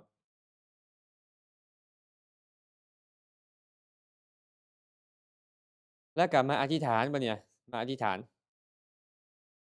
อธิษฐานว่าขอน้ำนี้จงกลายเป็นแผ่น แล้วก็เข้าฌานไหมเข้าฌานปัญจมฌานปุ๊บออกมาอภิญญาก็จะเกิดขึ้นขณะจิตเดียวขณะจิตเดียวเกิดขึ้นก็เลยบอกว่ามีปฐวีกสิณเป็นต้นเป็นอารมณ์ซึ่งเป็นบาตรเป็นที่ตั้งแห่งอภิญญาทั้งหลายเพราะประกอบด้วยองค์คืออุเบกขาและเอกคตาเช่นเดียวกับอภิญญาและเพราะเป็นฌานที่เหมาะสมแก่ความเกิดขึ้นแห่งอภิญญาโดยเกี่ยวกับเป็นรูปวจรเช่นเดียวกับแต่ว่าเจ้าจะต้องเจริญฌานฮอดเนวสัญญานาสัญญาญาตนะและเข้าจนช่ำชอง แต่อภิญญามันบ่แม่นเนวสัญญาอภิญญามันคือรูปวจรปัญจมฌานนึกถึงอารมณ์ที่ควรอธิษฐานในคราวที่กระทำการบริกรรมเพื่ออิทธิฤทธิ์ก็นึกถึงอารมณ์ที่จะอธิษฐานจะตั้งใจให้สำเร็จที่จะเฮ็ดให้เป็นไปต่างๆกันเช่นเฮ็ดคนเดียวให้เป็น100คนเป็นต้นสมมุติว่าอยากเฮ็ดคนเดียวให้เป็น100คนก็อธิษฐานเลยขอให้ข้าพเจ้าจงกลายเป็น100คนเฮ็ดให้เป็นรูปกุมารเป็นต้นหรือให้ขอให้ข้าพเจ้าจงกลายเป็นเด็กน้อยขอให้ข้าพเจ้าจงกลายเป็นช้างเป็นม้า เป็นกองทัพอิหยังก็ว่าไปในคราวที่กระทำบริกรรมเพื่อทิพโสตะก็คือกันนึกถึงอารมณ์คือเสียงที่ต่างกันเสียง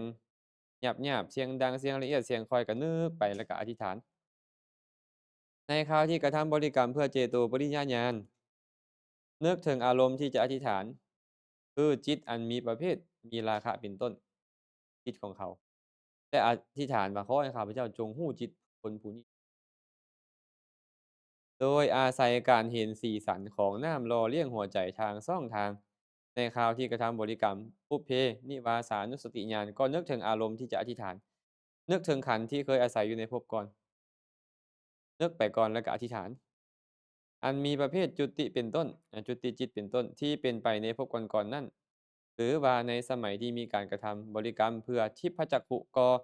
นึกถึงอารมณ์ที่จะอธิษฐานคือรูปารมณ์อันอยู่ในสถานที่ที่แสงสว่างส่องไปถึง อยากเห็นอิหยังนึกถึงบ่นั้นขอให้ข้าพเจ้าจงเห็นสิ่งไม่มีการนึกถึงแบบ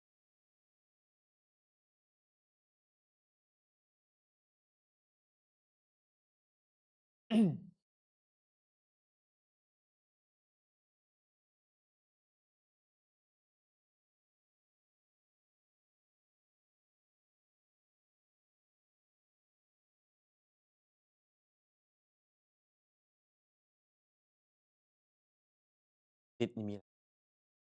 จิตนี่มีแบบแต่ว่าเกิดจากอำนาจของคาถา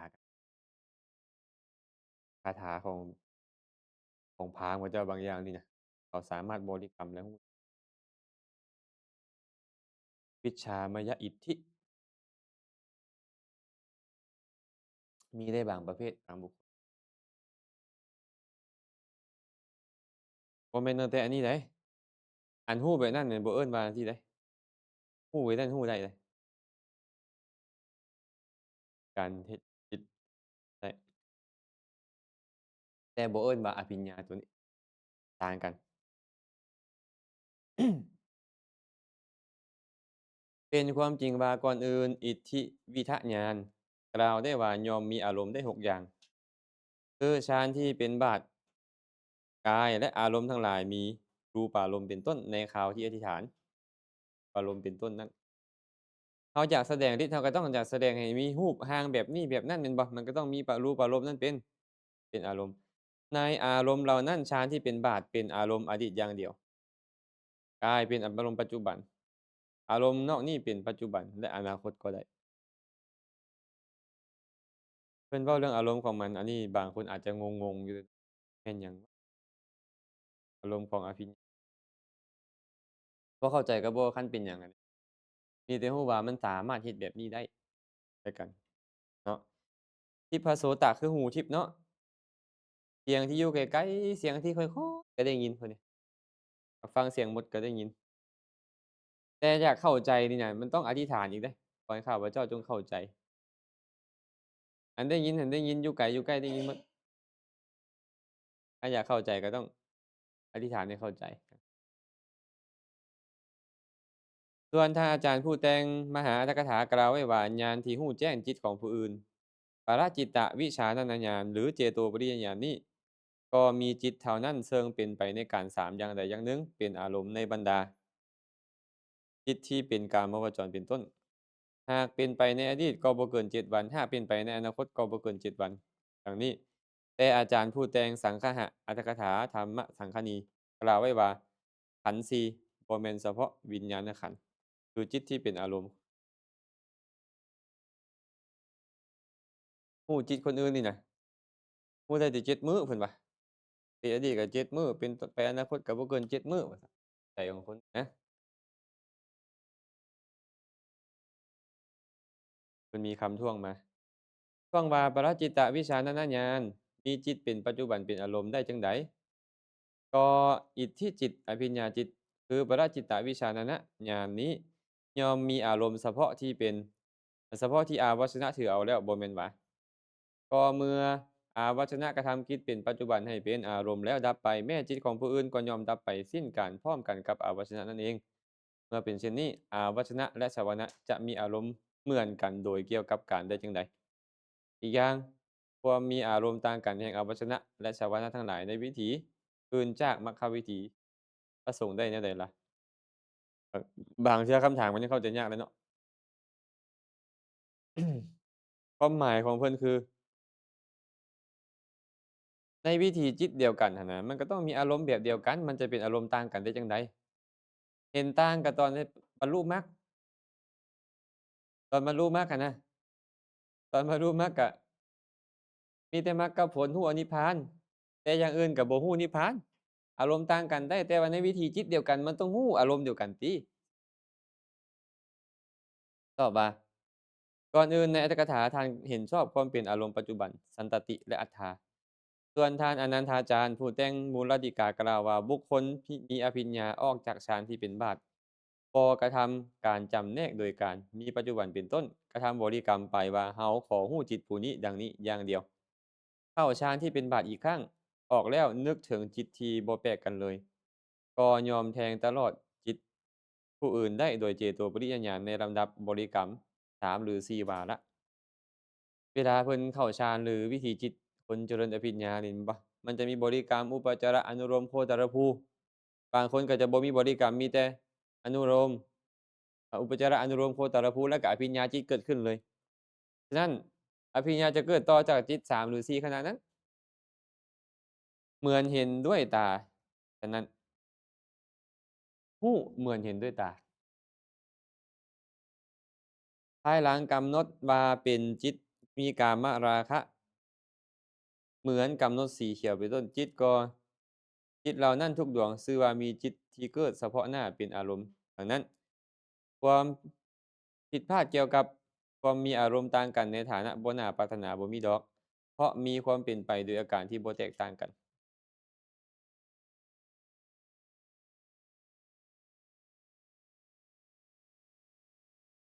เพิ่นบอกว่าบ่มีการกำหนดการขนาดนั้นเพิ่นว่า ปุพเพนิวาสานุสติญาณเด้ย่อมมีขันธ์ที่เคยอาศัยอยู่ในภพก่อนสื่อโพธิ์เนื่องอยู่กับขันธ์และนิพพานเป็นอารมณ์ได้สมมุติว่านึกถึงว่าแต่ก่อนข้อยมีชื่อแบบนี้ข้อยเกิดในตระกูลโคตรเหง้าข้อยแบบนั้นอยู่เมืองนี้อยู่บ้านนี้พ่อชื่อนี้แม่ชื่อนั้นระลึกได้หมดแหละอันเนี้ยระลึกได้หมดแม้แต่ว่าเคยบรรลุนิพพานมาแล้วก็ระลึกได้ส่วนทิพพจักขุก็มีเฉพาะอารมณ์ที่เป็นปัจจุบันเท่านั้นเป็นอารมณ์ที่กล่าวมานี้เป็นการจำแนกอารมณ์ แห่งอภิญญาเหล่านั้นจำแนกอารมณ์ซื่อๆเด้อเพิ่นว่ามาเบิ่งเนาะคำว่ากระทำบริกรรมนึกถึงจึงจะอธิษฐานโดยในเป็นต้นว่าขอจงกลายเป็นร้อยคนเป็นร้อยคนเถิดดังนี้บัดนี้ท่านอาจารย์ประสงค์แสดงประเภทแห่งอภิญญาตามประเภทแห่งอารมณ์จึงกล่าวอีกอย่างว่าคืออภิญญามี5อย่างอิทธิวิทะเป็นต้นอภิญญาชื่อว่าอิทธิวิทะเพราะมีความหมายว่ามีอิทธิคือฤทธิ์แปลว่าความสำเร็จต่างๆกันมีอธิฐานอิทธิเป็นต้น อภิญญาชื่อว่าทิพโสตะเพราะความหมายว่าเป็นโสตะอันเป็นทิพย์เหมือนกับหูของเทวดา เพราะมีความเป็นเหมือนโสตะของพวกเทวดาทั้งหลายเทวดาทั้งหลายนี่อยู่เป็นหมื่นๆโยชน์เขาก็ได้ยินเสียงอันหูของเขานี่มันละเอียดหลายนะโสตประสาทเขาน่ะแต่เฮานี่เด้แม่นหยังเกาะอยู่ใกล้ๆกันก็ยังแม่นหยังเกาะอยู่แม่นบ่ของเขานี่มันละเอียดอยู่ไกลปานใดก็ได้ยินหูเขาอะนะเป็นหูทิพย์แม้แต่ของบุคคลนี่คือกันเพิ่นว่าเป็นเหมือนกับหูของเทวดาน่ะได้ยินเสียงแม้แต่อยู่ไกล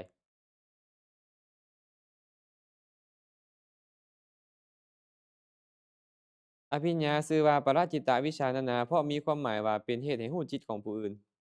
ประแปลว่าผู้อื่นจิตตะก็คือจิตจิตของผู้อื่นวิชานานาคือความรู้ญาณอันเป็นความรู้จิตของผู้อื่นเอิ้นว่าปรจิตตวิชชานานาความตามระลึกได้ซึ่งขันธ์ทั้งหลายในภพก่อนในอดีตโดยเกี่ยวกับเป็นธรรมที่เคยอาศัยอยู่ในขันธสันดานของตนสันทขันดานของตนโดยเกี่ยวกับเคยเป็นอารมณ์เคยเป็นที่อยู่ชื่อว่าปุพเพนิวาสานุสติ ปุพเพนิวาสก็เคยอยู่ในการก่อนการระลึกได้ถึงสิ่งที่เคยเป็นอยู่ในการก่อนเอิ้นว่าปุพเพนิวาสานุสติญาณชื่อยากบ่ชื่อมันเนี่ยฮะบ่ยากปานใดดอกติเนาะเว้าดูๆเนาะเว้าดูๆมันก็จังค่อยสิจื้อต่อไปทิพจักขุบัดเนี่ยทิพจักขุอภิญญาชื่อว่าทิพจักขุเพราะมีความหมายว่าเป็นทิพย์ตามในที่กล่าวแล้วนั้นนำท่านกล่าวถึงทิพจักขุนั่นแหละว่า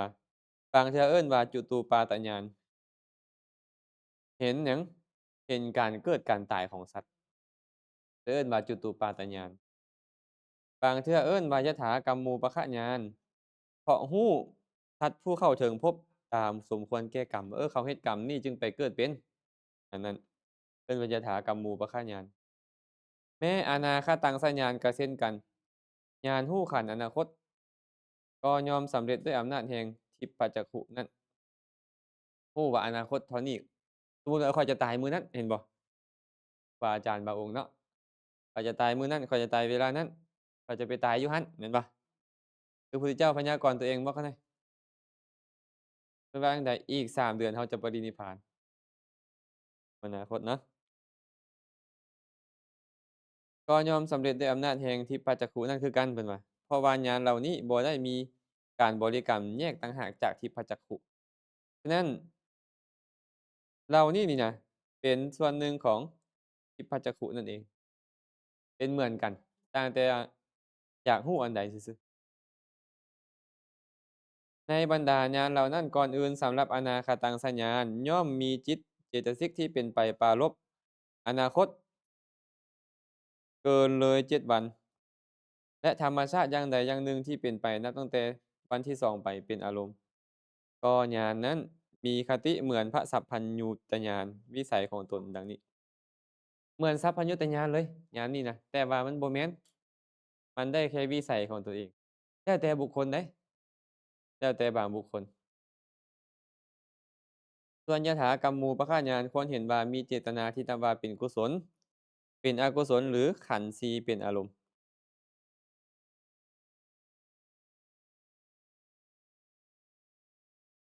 เดี๋ยวเว้าเรื่องฤทธิ์ให้เจ้าเสียให้ฟังจักบาทหนึ่งเนาะถามมาพอดีฤทธิ์นี่น่ะมีอยู่10อย่างเด้อ1อธิษฐานนาอิทธิฤทธิ์ที่อธิษฐาน2วิกุปพนาอิทธิฤทธิ์ที่เฮ็ดเป็นไปได้หลายอย่าง3มโนมายาอิทธิฤทธิ์ที่สร้างรูปที่มีใจครอง 4ญาณวิภาราอิทธิฤทธิ์ที่มีญาณปกป้อง5สมาธิวิภาราอิทธิฤทธิ์ที่มีสมาธิปกป้อง6อริยาอิทธิฤทธิ์ที่มีอริยะปกป้อง7กัมมาวิปากาชาอิทธิฤทธิ์ที่เกิดแต่ผลแห่งกรรม8ปุญญวโตอิทธิฤทธิ์ที่เกิดของผู้มีบุญวิชามายอิทธิข้อที่9ฤทธิ์ที่สำเร็จด้วยวิชชาวิทยา และสุดท้ายตัฏฐะสัมมาประโยคปัจจยาอิจฉานัตเถนะอิทธิฤทธิ์ที่ได้มาด้วยการเป็นเพื่องสำเร็จเพราะความประกอบโดยชอบในกิจอันนี้อธิบายไปแต่ละอย่างเนาะอธิฐานาอิทธินี่นะฤทธิ์ที่เกิดจากการอธิษฐานนี่นะเพิ่นบอกว่าตามปกติของพระโยคีเป็นคนเดียวแต่นึกให้เป็นหลายคนคือให้เป็นร้อยคนพันคนหรือหมื่นคนพอนึกแล้วอธิษฐานด้วยญาณว่าขอเฮาจงกลายเป็นหลายคนเถิดดังนี้ชื่อว่าอธิฐานาอิทธิอันนี้หมายถึงฤทธิ์ตัวนี้อธิฐานาอิทธินี่นะ ส่วนวิกุปพนาอิทธิบัดนี้ฤทธิ์ที่มีมาแบบนี้ว่าพระโยคีนั่นแหละ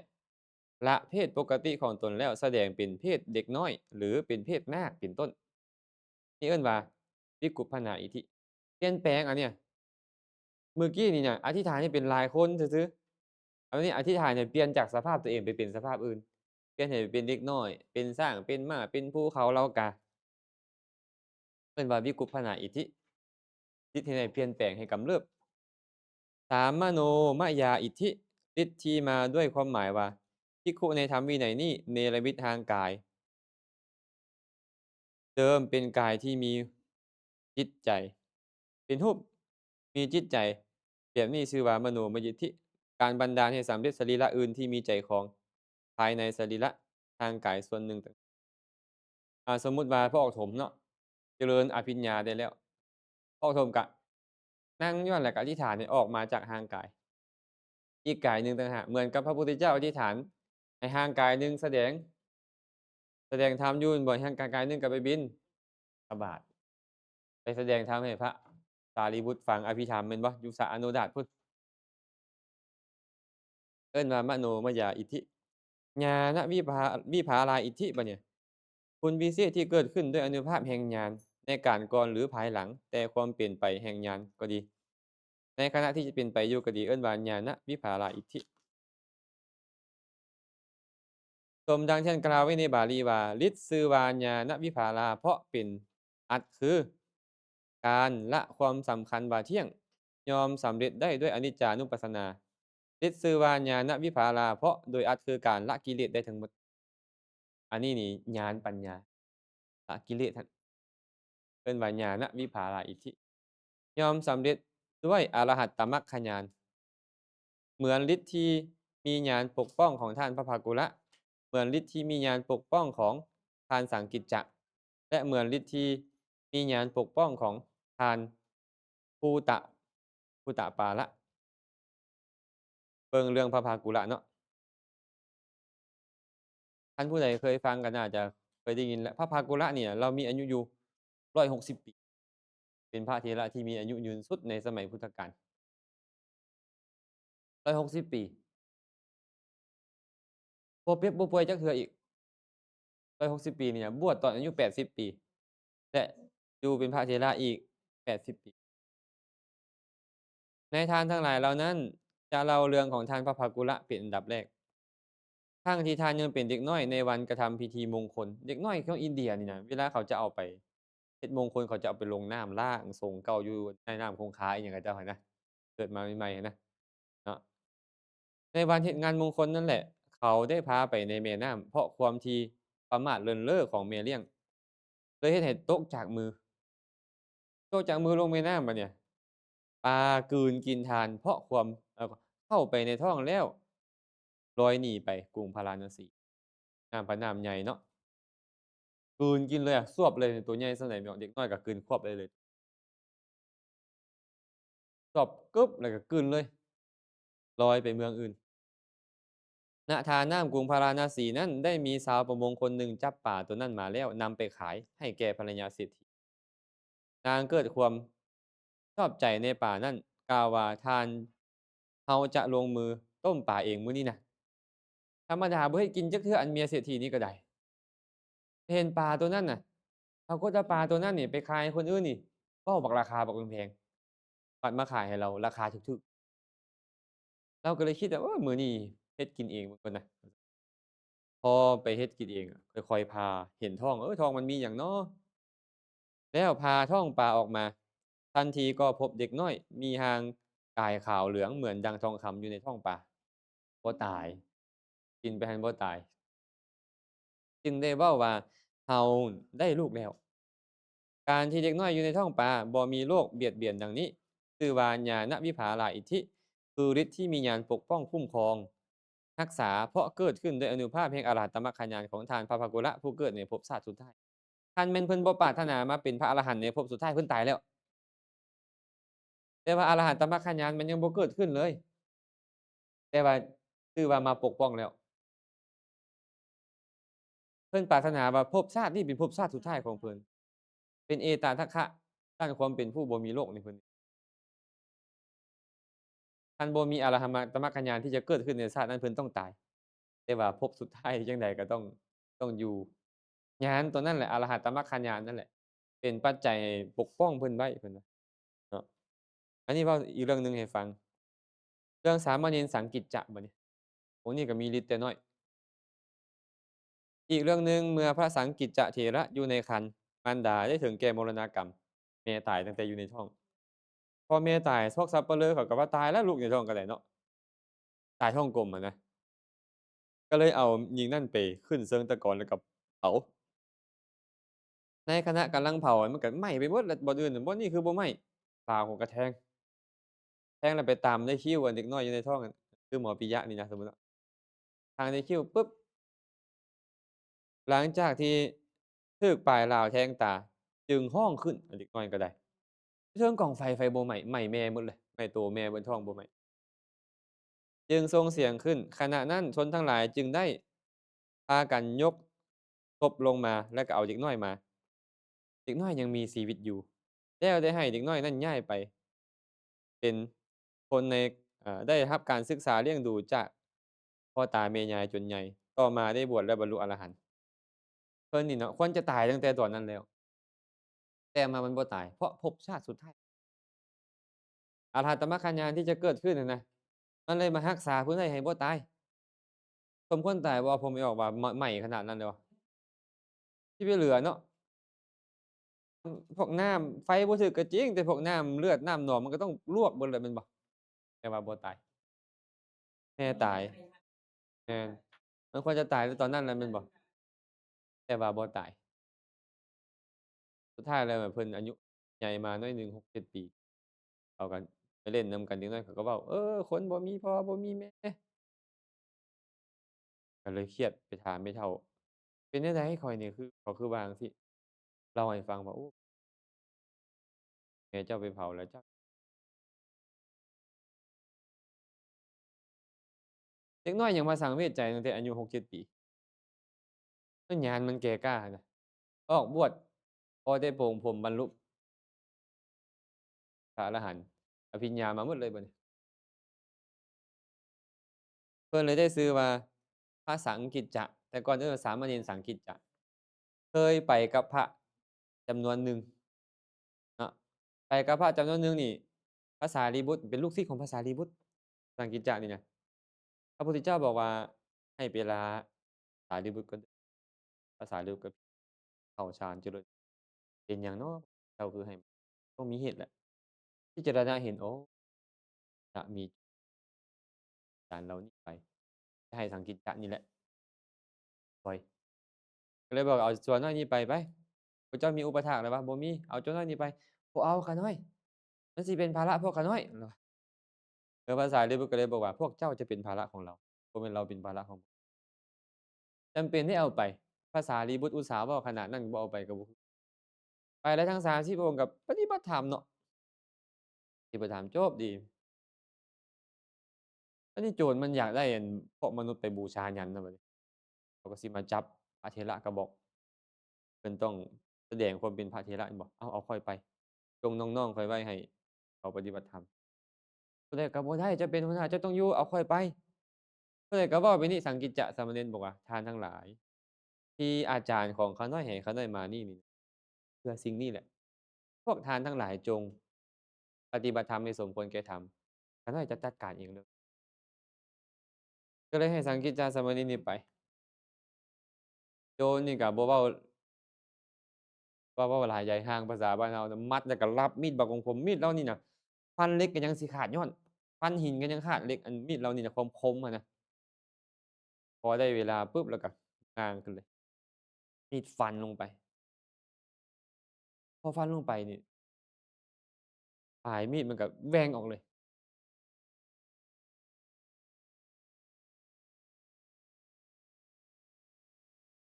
ก็ฟันบ่ถึกหลวงบ่ฮึเอาเบิ่งอีกรอบ2ยกขึ้นอีกฟันอีกฟันลงปึ๊บม้วนเข้าคือใบตาลนี่บ่นี่มีดนั่นน่ะล้มเข้าฟุบลงเลยแม้แต่มีดนี่มันบ่มีพิษมันยังฮู้คุณของทาน ขาน้อยเป็นคนมีชีวิตจิตใจคือบ่ฮู้คุณของทานเลยว่าซั่นก้มกราบเลยยกโทษให้พวกขาน้อยเด้อ้าวยกโทษให้ท่านยกโทษให้พวกขาน้อยบวชธรรมดานี่จั่วนี่ให้ไผบวชบ่ได้เดะแต่ว่าให้เพศได้ให้เพศได้ก็เลยเอาไส้ดาบของเขาเจ้านั่นแหละแทผมตัดผมให้พวกเขาเจ้าแล้วก็เอาผ้าให้ผ้าที่ของเขาเจ้าเองนั่นแหละให้นุ่งแล้วก็เอากลับไปหาพวกพระเถระหาอาอะทางกิจจาสามเณรก็เลยได้ลูกศิษย์500พู้นโจร500พู้นซั่นเออมีฤทธิ์คนเฮานี่ บางเทื่อนี่แม่นอยู่มีบุญดีเนาะแต่เวลาบางเทื่อถูกกรรมเก่ามันจัดสรรให้เป็นหยังไปเกิดในท้องแม่แม่ก็ตายตั้งแต่อยู่ในท้องคนมีบุญแบบใดอะเนี่ยทั้งๆที่จะบรรลุอรหันต์มีบุญหลายกว่านั้นแต่ว่าคนมีบุญบ่ได้เกี่ยวว่าจะเกิดในตระเนาะบางเทื่อมันก็บาปกรรมมันก็จัดสรรไปแล้วมาเบิ่งเรื่องขององค์หนึ่งอีกบัดเนี่ยเรื่องเด็กน้อยชื่อว่าภูตะบานอีกเรื่องหนึ่งบิดาของเด็กน้อยภูตะบานเป็นคนยากจนเข็ญใจอาศัยอยู่กรุงราชคฤห์ บิดากับเด็กน้อยภูตาบานนั่นขับเกวียนไปในดงเพื่อหาฟืนพอกระทำการบรรทุกเกวียนแล้วเรียบร้อยในเวลายามแลงกลับเข้าประตูเมืองอยู่บังเอิญงัวทั้ง2ตัวที่แก่เกวียนหั้นนะเกิดพยศสลัดแอกแล้วหนีเข้าไปในเมืองเขาจึงให้ลูกน้อยนั่งรอท่าอยู่เกวียนแล้วตนเองก็กลับติดตามงัวเข้าไปในเมืองเมื่อบิดานั้นยังบ่ทันได้ออกมานายทวารประตูก็ปิดประตูเมืองเสียแล้ว สมัยก่อนนี่คันปิดประตูเมืองเนี่ยพระราชาก็ออกบ่ได้เข้าบ่ได้เขาสำคัญนั่นเรื่องนี้ขนาดเพราะเกี่ยวกับบ้านเมืองเดะคันว่าเปิดภาระการแล้วทัพข้าศึกยกเข้ามาโจมตีแล้วพินาศหมดออกมาบ่ได้บัดเนี่ยเนาะลูกน้อยจึงได้นอนอยู่ใกล้เกียรนั้นการที่เด็กน้อยอยู่นอกเมืองตลอด3ยามแห่งราตรีบ่มีโรคภัยไข้เจ็บเบียดเบียนทั้งที่มียักษ์ให้สัญจรไปมาได้ชื่อว่าญาณวิปากอิทธิฤทธิ์ที่เกิดมาจากญาณคุ้มครองป้องกันโดยนัยดังที่ได้กล่าวแล้ว แต่ในอรรถกถาคุตกนิกายธรรมบทเพิ่นอธิบายว่าเด็กน้อยคนนี้ระลึกถึงพุทธคุณนำได้ยินคำว่าพุทโธนะโมพุทธัสสะยักสะดุ้งแล้วบ่กล้าเฮ็ดหยังให้จักหั้นนะเพราะเราเลยเว้าพุทโธเรื่อยๆแต่ว่าเราก็บ่ฮู้หยังดอกเด็กน้อยนี่น่ะพุทโธแปลว่าอิหยังมีความหมายแต่เราบ่ฮู้แต่ว่าท่องเรื่อยๆหั้นนะก็เลยเป็นเหตุให้รอดอันนี้จบเอิ้นว่าญาณวิภาลาอิทธิหมายถึงญาณแผ่ไปป้องกันไว้ ญาณอรหันตมรรคญาณที่จะบรรลุในชาตินั้นเฮ็ดให้เขาบ่ตายบ่มีอันตรายฮอดชีวิต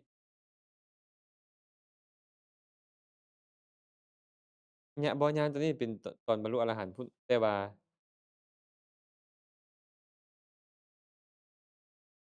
เฮ็ดให้เขาบ่ตายเพราะเขาต้องบรรลุอรหันต์ก่อนจะตายต่อมาสมาธิวิปปลาอิทธิบ่เนี่ยคุณวิเศษที่เกิดด้วยอำนาจสมถะในการก่อนหรือภายหลังสมาธิในขณะที่สมาธินั้นได้ชื่อว่าสมาธิวิปปลาอิทธิคือฤทธิ์ที่ปกป้องด้วยสมาธิ เหมือนที่ท่านกล่าวไว้ว่าชื่อว่าอิทธิปกป้องด้วยสมาธิเพราะอัตคือการละนิวรธรรมทั้งหลายสำเร็จได้ด้วยปฐมฌานชื่อว่าฤทธิ์ปกป้องด้วยสมาธิเพราะความหมายว่าการละอากินจัญญาเจตนสมาบัติสำเร็จได้ด้วยเนวสัญญานาสัญญาเจตนสมาบัติเหมือนฤทธิ์ที่ปกป้องด้วยสมาธิของท่านพระสารีบุตรของท่านพระสันสีวะของท่านพระพานุโกณทันดะของท่านของนางอุตราอุบาสิกาและเหมือนฤทธิ์ที่ปกป้องด้วยสมาธิของนางสามาวดีนั่นเอง ความจริงหลายเรื่องเนาะเรื่องภาษาลีบุตรก็มีเพิ่นบอกว่าในคราวที่ท่านภาษาลีบุตรนี่นะกับพระมหาโมคคัลลานะเถระพักอยู่วิหารชื่อว่ากโปตะกันทราปลงผมเรียบร้อยแล้วใหม่ๆในคืนนั้นเองจึงพากันนั่งอยู่ในกลางแจ้งในขณะที่ยักษ์ให้ตัวหนึ่งแม้จะถูกเพื่อนยักษ์ด้วยกันห้ามไว้ได้ตีศีรษะของพระสารีบุตรสมัยหนึ่งพระสารีบุตรนี่เพิ่นไปนั่งอยู่กลางแจ้งนั่งสมาธิแล้วก็ไปนั่งอยู่กลางแจ้งแท้ผมใหม่ๆ หัวร้อนๆน่ะนะยักษ์สองตัวก็เลยมาถือกระบองมาหากินนั่นสมณะปู่เว้าเนาะนั่นสมณะตัวที่สองบอกบ่แม่นสมณะนี่สมณะปลอมแล้วว่าข้อยจะตีให้เบิ่งนี่อย่าเฮ็ดนะอย่าเฮ็ดนะนั่นสมณะได้มีฤทธิ์หลายเด้บ่ข้อยบ่เชื่อนี่สมณะปลอมแล้วว่าเราก็จับค้อนตะบองแล้วค้อนตะบองเราตีสร้างกันยังเมฟจำดินนะตีสร้างจนลุกเข้าไปในดินตะบองแล้วหั่นแล้วก็เงื้องตะบองแล้วขึ้นตีหัวพระสารีบุตรอย่างแรงเลยแม่นตุ้มบัดหนึ่งบ่เป็นหยังปรากฏว่าแผ่นดินซุบเลย แผ่นดินแยกออกสูบยักษ์ตัวนี้น่ะลงนรกอเวจีเลยตายแล้วตกนรกอเวจีพระมหาโมคคัลลานะก็อธิษฐานจิตสารีบุตรอธิษฐานจิตแล้วเห็นเข้าเข้าสมาบัตินั่นนะเข้าอันเจริญอภิญญาแล้วก็อธิษฐานเห็นโอ้พระสารีบุตรนี่น่าอัศจรรย์เนาะว่าซั่นนี่ถูกตีปานใดก็ยังสวยอยู่ไปหาเลาก่อนนะหายตัวไปหาไปถามอาวุโสเมื่อกี้นี่เจ้าถูกยักษ์ตีเจ็บบ่บ่เดะล่ะแต่รู้สึกเคืองๆหน่อยหนึ่งหาก็ออกจากสมาธิอะนะเข้าสมาบัติหาก็ออก บ่เจ็บว่าซั่นแต่รู้สึกเคืองๆคัดๆหน่อยหนึ่งอยู่เดะแต่ว่าสิภาษาลิบุตรเว้าอย่างนี้เนาะพระโมคคัลลานะก็บอกว่าอาวุโสน่าอัศจรรย์เนาะท่านพระสารีบุตรนี่นาว่าซั่นคือค้อนตะบองยักษ์ที่ตีสร้างจนจมดินได้ตีก็ยังบอกว่าเจ็บน้อยหนึ่งน่าอัศจรรย์แท้ๆบ่เคยมีมาแล้วพระสารีบุตรก็เว้าคืนน่าอัศจรรย์แท้ขาน้อยที่ท่านพระโมคคัลลานะนี่น่ะเห็นได้แม้กระทั่งยักษ์ ก็ขาน้อยนี่เห็นผีเสื้อก็ยังบ่เห็นเหรอเทื่อน้ำเห็นอันเทศก็ยังบ่เห็นท่านนี่เห็นฮอดยักษ์โตตีคนได้เนาะว่าซั่นต่างคนต่างย่องกันหั้นน่ะนี่แหละเอิ้นว่าฤทธิ์ประเภทหนึ่งอำนาจของสมาธิล่ะเป็นเหตุป้องกันหั้นนะเป็นเหตุป้องกันอย่างเรื่องของนางสามาวดีเป็นต้นแม่นบ่นางอุตราแม่นบ่ถูกหยังถูกหยังลวกอาถูกเนยใสลวกแต่ว่าบ่เป็นหยังอำนาจของเรามักเจริญเมตตาสมาธิช้าๆเนาะ ตอนนั้นเราก็บ่ได้เข้าฌานอิหยังดอกตอนนั้นก็ได้มัวเฮ็ดอิหยังอยู่แม่นบ่ก็แผ่เมตตาไปเป็นเหตุให้น้ำมันบ่ลวกนางสามาวดีเดะนางสามาวดีถูกนางมาคันธียากาวตูว่าจะฆ่าพระราชาพระเจ้าอุเทนพระเจ้าอุเทนนี่เครียดเชื่อเมียอีกผู้หนึ่งเพราะเมียอีกผู้หนึ่งยั่วว่าเมียผู้นี้จะฆ่าเอางูใส่อิหยังมาให้ใส่อันนั้นจับธนูได้ยิงเลย ยิงไปบักอะไกลๆยิงบักแหน่ใส่จังซี่เนาะลูกธนูแล่นไปน่ะพอไปฮอดปุ๊บหันกลับเลยลูกธนูหันกลับไปเลยพระราชานี่ตกใจจนกระโดดพู้นแหละถ้าเราคิดเนาะลูกธนูนี่นะมันยังเห็นคุณของเจ้าไผคือบ่เห็นคุณของเจ้าสามาวดีเอ้ยคันนางพิษแท้นี่ยิงแต่ตายแล้วนี่น่ะเป็นหยังแล้วคือบ่เป็นหยังเลยนี่ลูกธนูยังบ่สามารถไปถึงด้วยอำนาจของสมาธิที่พวกเขาเจ้าเจริญการแผ่เมตตานั่นแหละต่อไปกัมมวิปากอิทธิบัดนี้อันนี้จะเว้าไปเลยนะ กิริยาที่เป็นไปในกลางในกลางหาวเป็นต้นแห่งหมู่นกบินได้บ่สมมุติออกวันจันทร์เอาไปติดปีกแต่เราเฮ็ดติดไปได้บ่บ่ได้เนาะนั่นแหละมันฤทธิ์ที่เกิดจากวิบากของมันอันนั้นบ่ได้อภิญญาอิหยังอันนั้นแต่มันไปได้แม่นบ่ปีกมันก็คือว่าน้อยๆเนาะแต่มันเหาะไปได้แต่พวกเราไปเฮ็ดแหมปีกคือมันสิไปได้โดดฟ้าลงก็ตกปุ้มลงห้องน้ำพู้นแหละแม่นบ่นั่นแหละชื่อว่ากรรมวิปากอิทธิฤทธิ์ที่เกิดจากผลของกรรมเห็นบ่พญานาคบางตนเหาะได้แปลงกายเป็นมนุษย์ได้มันย้อนหยังวิบากกรรมของเขา บ่แม่นฤทธิ์อิหยังอภิญญาหยังเดะสมดังที่ท่านกล่าวไว้ว่าฤทธิ์ที่เกิดแต่ผลของกรรมเป็นจั่งใดคือฤทธิ์ของพวกนกทุกจำพวกของบรรดาเทวดาทุกจำพวกเทวดาเหาะไปได้บ่หายตัวได้บ่นี่แหละมันบ่ได้อภิญญาอิหยังดอกอันเทวดาเด้อปุ่นเขาปุ่นกรรมส่งผลแล้วเฮ็ดให้เขาเป็นแบบนั้นอันนี้ก็เอิ้นว่าฤทธิ์ของพวกมนุษย์บางพวกพระเจ้าจักรพรรดิแม่นบ่ขึ้นจักแก้วเหาะไปฮอดสวรรค์ชั้นฟ้าพุ่นเหาะไปได้ทั่วโลกพุ่นพระเจ้าจักรพรรดิ อันนั้นเกิดจากบุญแต่ถามว่าพระเจ้าจักรพรรดิได้อภิญญาบ่บุญเขาซื่อๆของวินิบาตบางพวกวินิบาตบางพวกก็เช่นพวกยักษ์เนาะพวกยักษ์พวกเปรตบางจำพวกหั้นนะนี่ชื่อว่าฤทธิ์ที่เกิดจากกรรมการไปแบบนี้เนี่ยเขาเจ้าบ่ได้ไปด้วยฤทธิ์ของการเจริญอภิญญาอิหยังดอกเกิดแต่กรรมของเขาซื่อๆนะจะเรียกว่ากรรมวิบากอิทธิฤทธิ์ที่เกิดจากผลของกรรมของกรรมดีที่เขาเฮ็ดน่ะมาสังเกตเบิ่งเนาะ อันเรื่องพญานาคเนี่ยอาตมาเคยเว้าหลายรอบเขาเจ้าก็มักจะคิดว่าพญานาคกับงูบ่แม่นอันเดียวกันแต่พระพุทธเจ้าก็บอกว่านาคก็คืองูพระไปกินงูแล้วพญานาคอะนะมาบอกว่าบ่ขอให้กินเด้อพวกนาคสิฆ่าได้ฆ่าพระได้สินะก็บ่งบอกแล้วว่านาคก็คือนาคต่างแต่ว่านาคบางตัวมีฤทธิ์หลายงูบางตัวมีฤทธิ์หลายเราเลยเอิ้นว่านาคคือพวกงูนั่นแหละเห็นบ่อันมณีกันทะนาคราชเล่าให้ฟังเมื่อวานนี้แม่นบ่อธิษฐานเข้าน้ำซ้ำปลาอิหยังออกมาจากแก้วมณีของเราอะนะ นั่นก็เกิดจากบุญของเราถามว่าได้มาแต่ไสแก้วมณีก็บุญของเรานั่นแหละจัดสรรให้มาเบิ่งบัดเนี่ยปุญญาวโตอิทธิบัดนี้ก็การที่ไปกลางหาวเป็นต้นของพระเจ้าจักรพรรดิเมื่อกี้นี่เว้าโบราณเด้อบุญของพระเจ้าจักรพรรดิเนี่ยชื่อว่าปุญญาวโตอิทธิที่นี่วิบากกรรมพวกเทวดาเมื่อกี้อาจารย์เล่าเกินไปอยู่บ่นี้ของพระเจ้าจักรพรรดิน่ะพระเจ้าจักรพรรดินี่ขึ้นสู่จักแก้วตอนบ่มีจักแก้วเหาะได้บ่ตอนบ่มีจักแก้วบ่มีสร้างแก้วมาแก้วเหาะบ่ได้พระโอษฐม ไปเจริญกุศลสมาทานองค์อุโบสถศีลจักแก้วก็ปรากฏสร้างแก้วมาแก้วปรากฏหลังจากนั้นเหาะไปได้พระเจ้าจักรพรรดิสร้างขี่ม้าขี่จักรเหาะไปได้เกิดจากบุญนั่นแหละสมดังที่ท่านกล่าวไว้ว่าฤทธิ์ของผู้มีบุญเป็นจั่งใดพระเจ้าจักรพรรดิพร้อมด้วยจตุรงคเสนาตนท่านคนผู้ม้าและคนผู้โคไปสู่กลางหาวได้ด้วยฤทธิ์ของความเป็นผู้มีบุญฤทธิ์ของชาดินคหบดีผู้มีบุญเห็นบ่คหบดีของพระเจ้าจักรพรรดิอะเอามือจกลงบนใดเงินคำขึ้นมาบนนั้นเห็นหมดว่าเงินคำอยู่บนใดเดะบ่ต้องมีกล้องจุลทรรศน์คือพวกเราไปส่องวิจัยว่ามีทองคำบ่มีขุมทรัพย์อยู่บนใดเห็นหมดเลยฤทธิ์ของทานโคสกะคหบดีผู้มีบุญ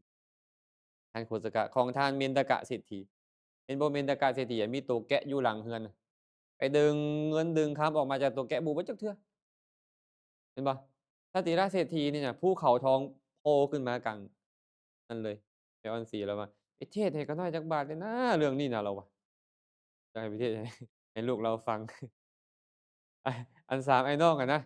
เดี๋ยวเล่าให้ฟังนิดหนึ่งเสียมีสามไอ้น้องสามไอ้น้องวันนี้พ่อก็คันสิให้ผู้หนึ่งก็ย้านผู้หนึ่งเครียดสิเอาทรัพย์ให้ผู้หนึ่งก็ใส่ให้ผู้สองก็ย้านผู้หนึ่งเครียดใส่ผู้สามก็ย้านผู้หนึ่งผู้สองเครียดก็เลยเอิ้นลูกทั้งสองมาเอิ้นลูกทั้งสองมานี่ลูกจกจกที่เฮ็ดด้วยเพชรให้เอาให้ลูกชายกกก่อนเอาคันทรัพย์เป็นของเจ้าเจ้าเอาให้ลูกชายกกก่อนไหนบ่หักหลังสังเบียงเด้ลูกชายนี่ก็จับจกขุดเลยบอกโทมได้จัก3ก้อนก็แม่นพอแรงแล้วนะภูเขาทองเนาะทับแล้วแป้งอยู่เหมือนกับเอาเหล็กไปซับทับเหล็กอีกดื่มมันบ่เข้าจักหน่อยเลยบ่แม่นบุญเจ้าลูกเอ้ยเอ้าลูกชายคนกลางคนกลางก็ยกขึ้นบักแรงแล้วเนาะเป็นของข้อยแท้ๆบัดนี้ซับลงไปก็แป้งอยู่บ่เข้าใช่ลูกชายคนใช่ซับขึ้นไปพออะแตะลงซื่อๆมันจ้วกเข้าไปเออยกเราน่ะงัดออกมาเงินคำน่ะนี่บ่แม่นพอหักหลังสังเบียนนี่เป็นบุญของเขาเขาเฮ็ดบุญมา ให้เจ้าสองไอ้น้องนี่อาศัยน้องสายหล้าเจ้าเลี้ยงเป็นหยังจึงเป็นแบบนั้นในอดีตการในอดีตการนี่น่ะเศรษฐีคนนี้นี่เคยไปมีเมียแล้วผิดกับเมียผิดกับเมียบ่เนี่ยเมียเพิ่นเลื่อมใสพระพุทธเจ้าพระนามว่ากัสสปะเนาะพอผิดกับเมียก็เจ้าก็เบิ่งนี่แหมครูบาอาจารย์มาหั่นน่ะแล้วก็เว้าไปฮอดพระพุทธเจ้าพู้นเนาะเอาพระพุทธเจ้าของเจ้าไปทิ่มลงน้ำพุ่นแล้วว่ะโอ้ผิดกับเมียไปด่าพระพุทธเจ้าไปเมียเราก็เลยเว้าให้เจ้าตั้งสติได้แหมพระพุทธเจ้าเฮ็ดหยังให้เจ้า เจ้าผิดกับข้อยเจ้าก็เว้าให้แต่ข้อยด่าแต่ข้อยเจ้าสิไปเว้าหยังฮอดพระพุทธเจ้าว่าซั่นว่าเอาพระพุทธเจ้าไปทิ่มลงน้ำโอ้ได้สติมาเออเนาะอ้าวข้อยขอโทษซั้นนะขอโทษจังได๋พุทธเจ้าปรินิพพานแล้วเฮ็ดจังไดล่ะบัดนี้เฮ็ดจังไดดีว่าซั่นเขาสิฉลองเจดีย์เจ้าเฮ็ดกระโถนทองคำไปบูชาเจดีย์แหมแล้วก็ขอขมาลาโทษแหน่เออไปหาลูกชายกกเฮ้ยพ่อได้พลาดได้ไปเว้าให้พระพุทธแล้วพ่อนี่เฮ็ดกระโถนทองคำเพิ่นเป็นสร้างทองอะนะลูกชายว่าจั่งใดลูกชายกกอะ ข้อยบ่ได้เว้านำเจ้าเจ้าเว้าเองเจ้าเฮ็ดเองโลดเลาว่าเออลูกชายกกอะแม่นความเราบ่ล่ะมันก็แม่นแล้วบ่เนาะเจ้าไปเว้ากับพุทธเจ้าเองข้อยบ่ได้เว้านั่นเลาว่าไปหาลูกชายผู้ที่ช่วยพ่อเด้อลูกเอ้ยคันบ่มีผู้เฮ็ดช่วยนี่โอ้คือสิหนักอยู่เดะนี่นะลูกข้อยบ่ได้เว้านำเจ้าพ่อเอ้ยเจ้าเฮ็ดเองเจ้าโลดเพื่อลูกชายคนสุดท้ายล่ะลูกเอ้ยพ่อได้กับแม่เจ้าแล้วเว้าปรามาสฮอดพระพุทธขอขมาลาโทษพ่อสิเฮ็ดกระโถนทองคำนี่ไปบูชาเจดีย์เอาบุญนำพ่อเถอะลูก โอ้ยพ่ออันใดที่เป็นกิจของพ่อก็คือลูกหั้นแหละ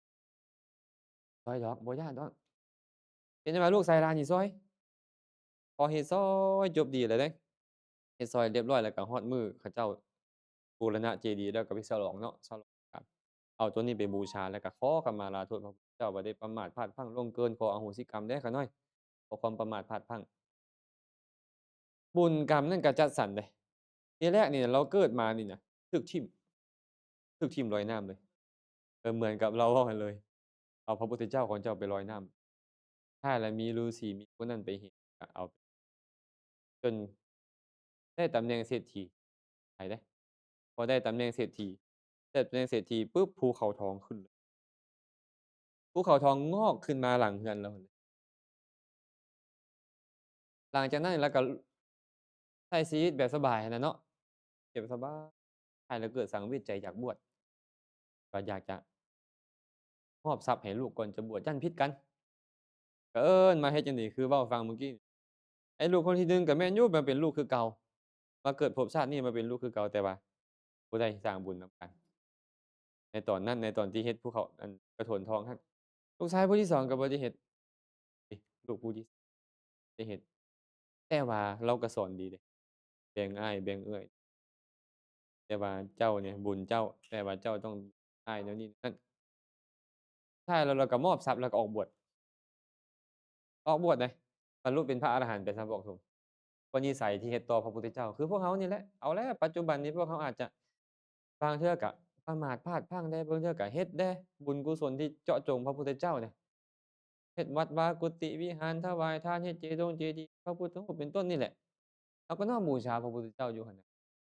ท้ายที่สุดแล้วก็คือยังมีพระพุทธเจ้าเป็นอารมณ์อยู่ก็บ่ถ้าว่ารู้ผล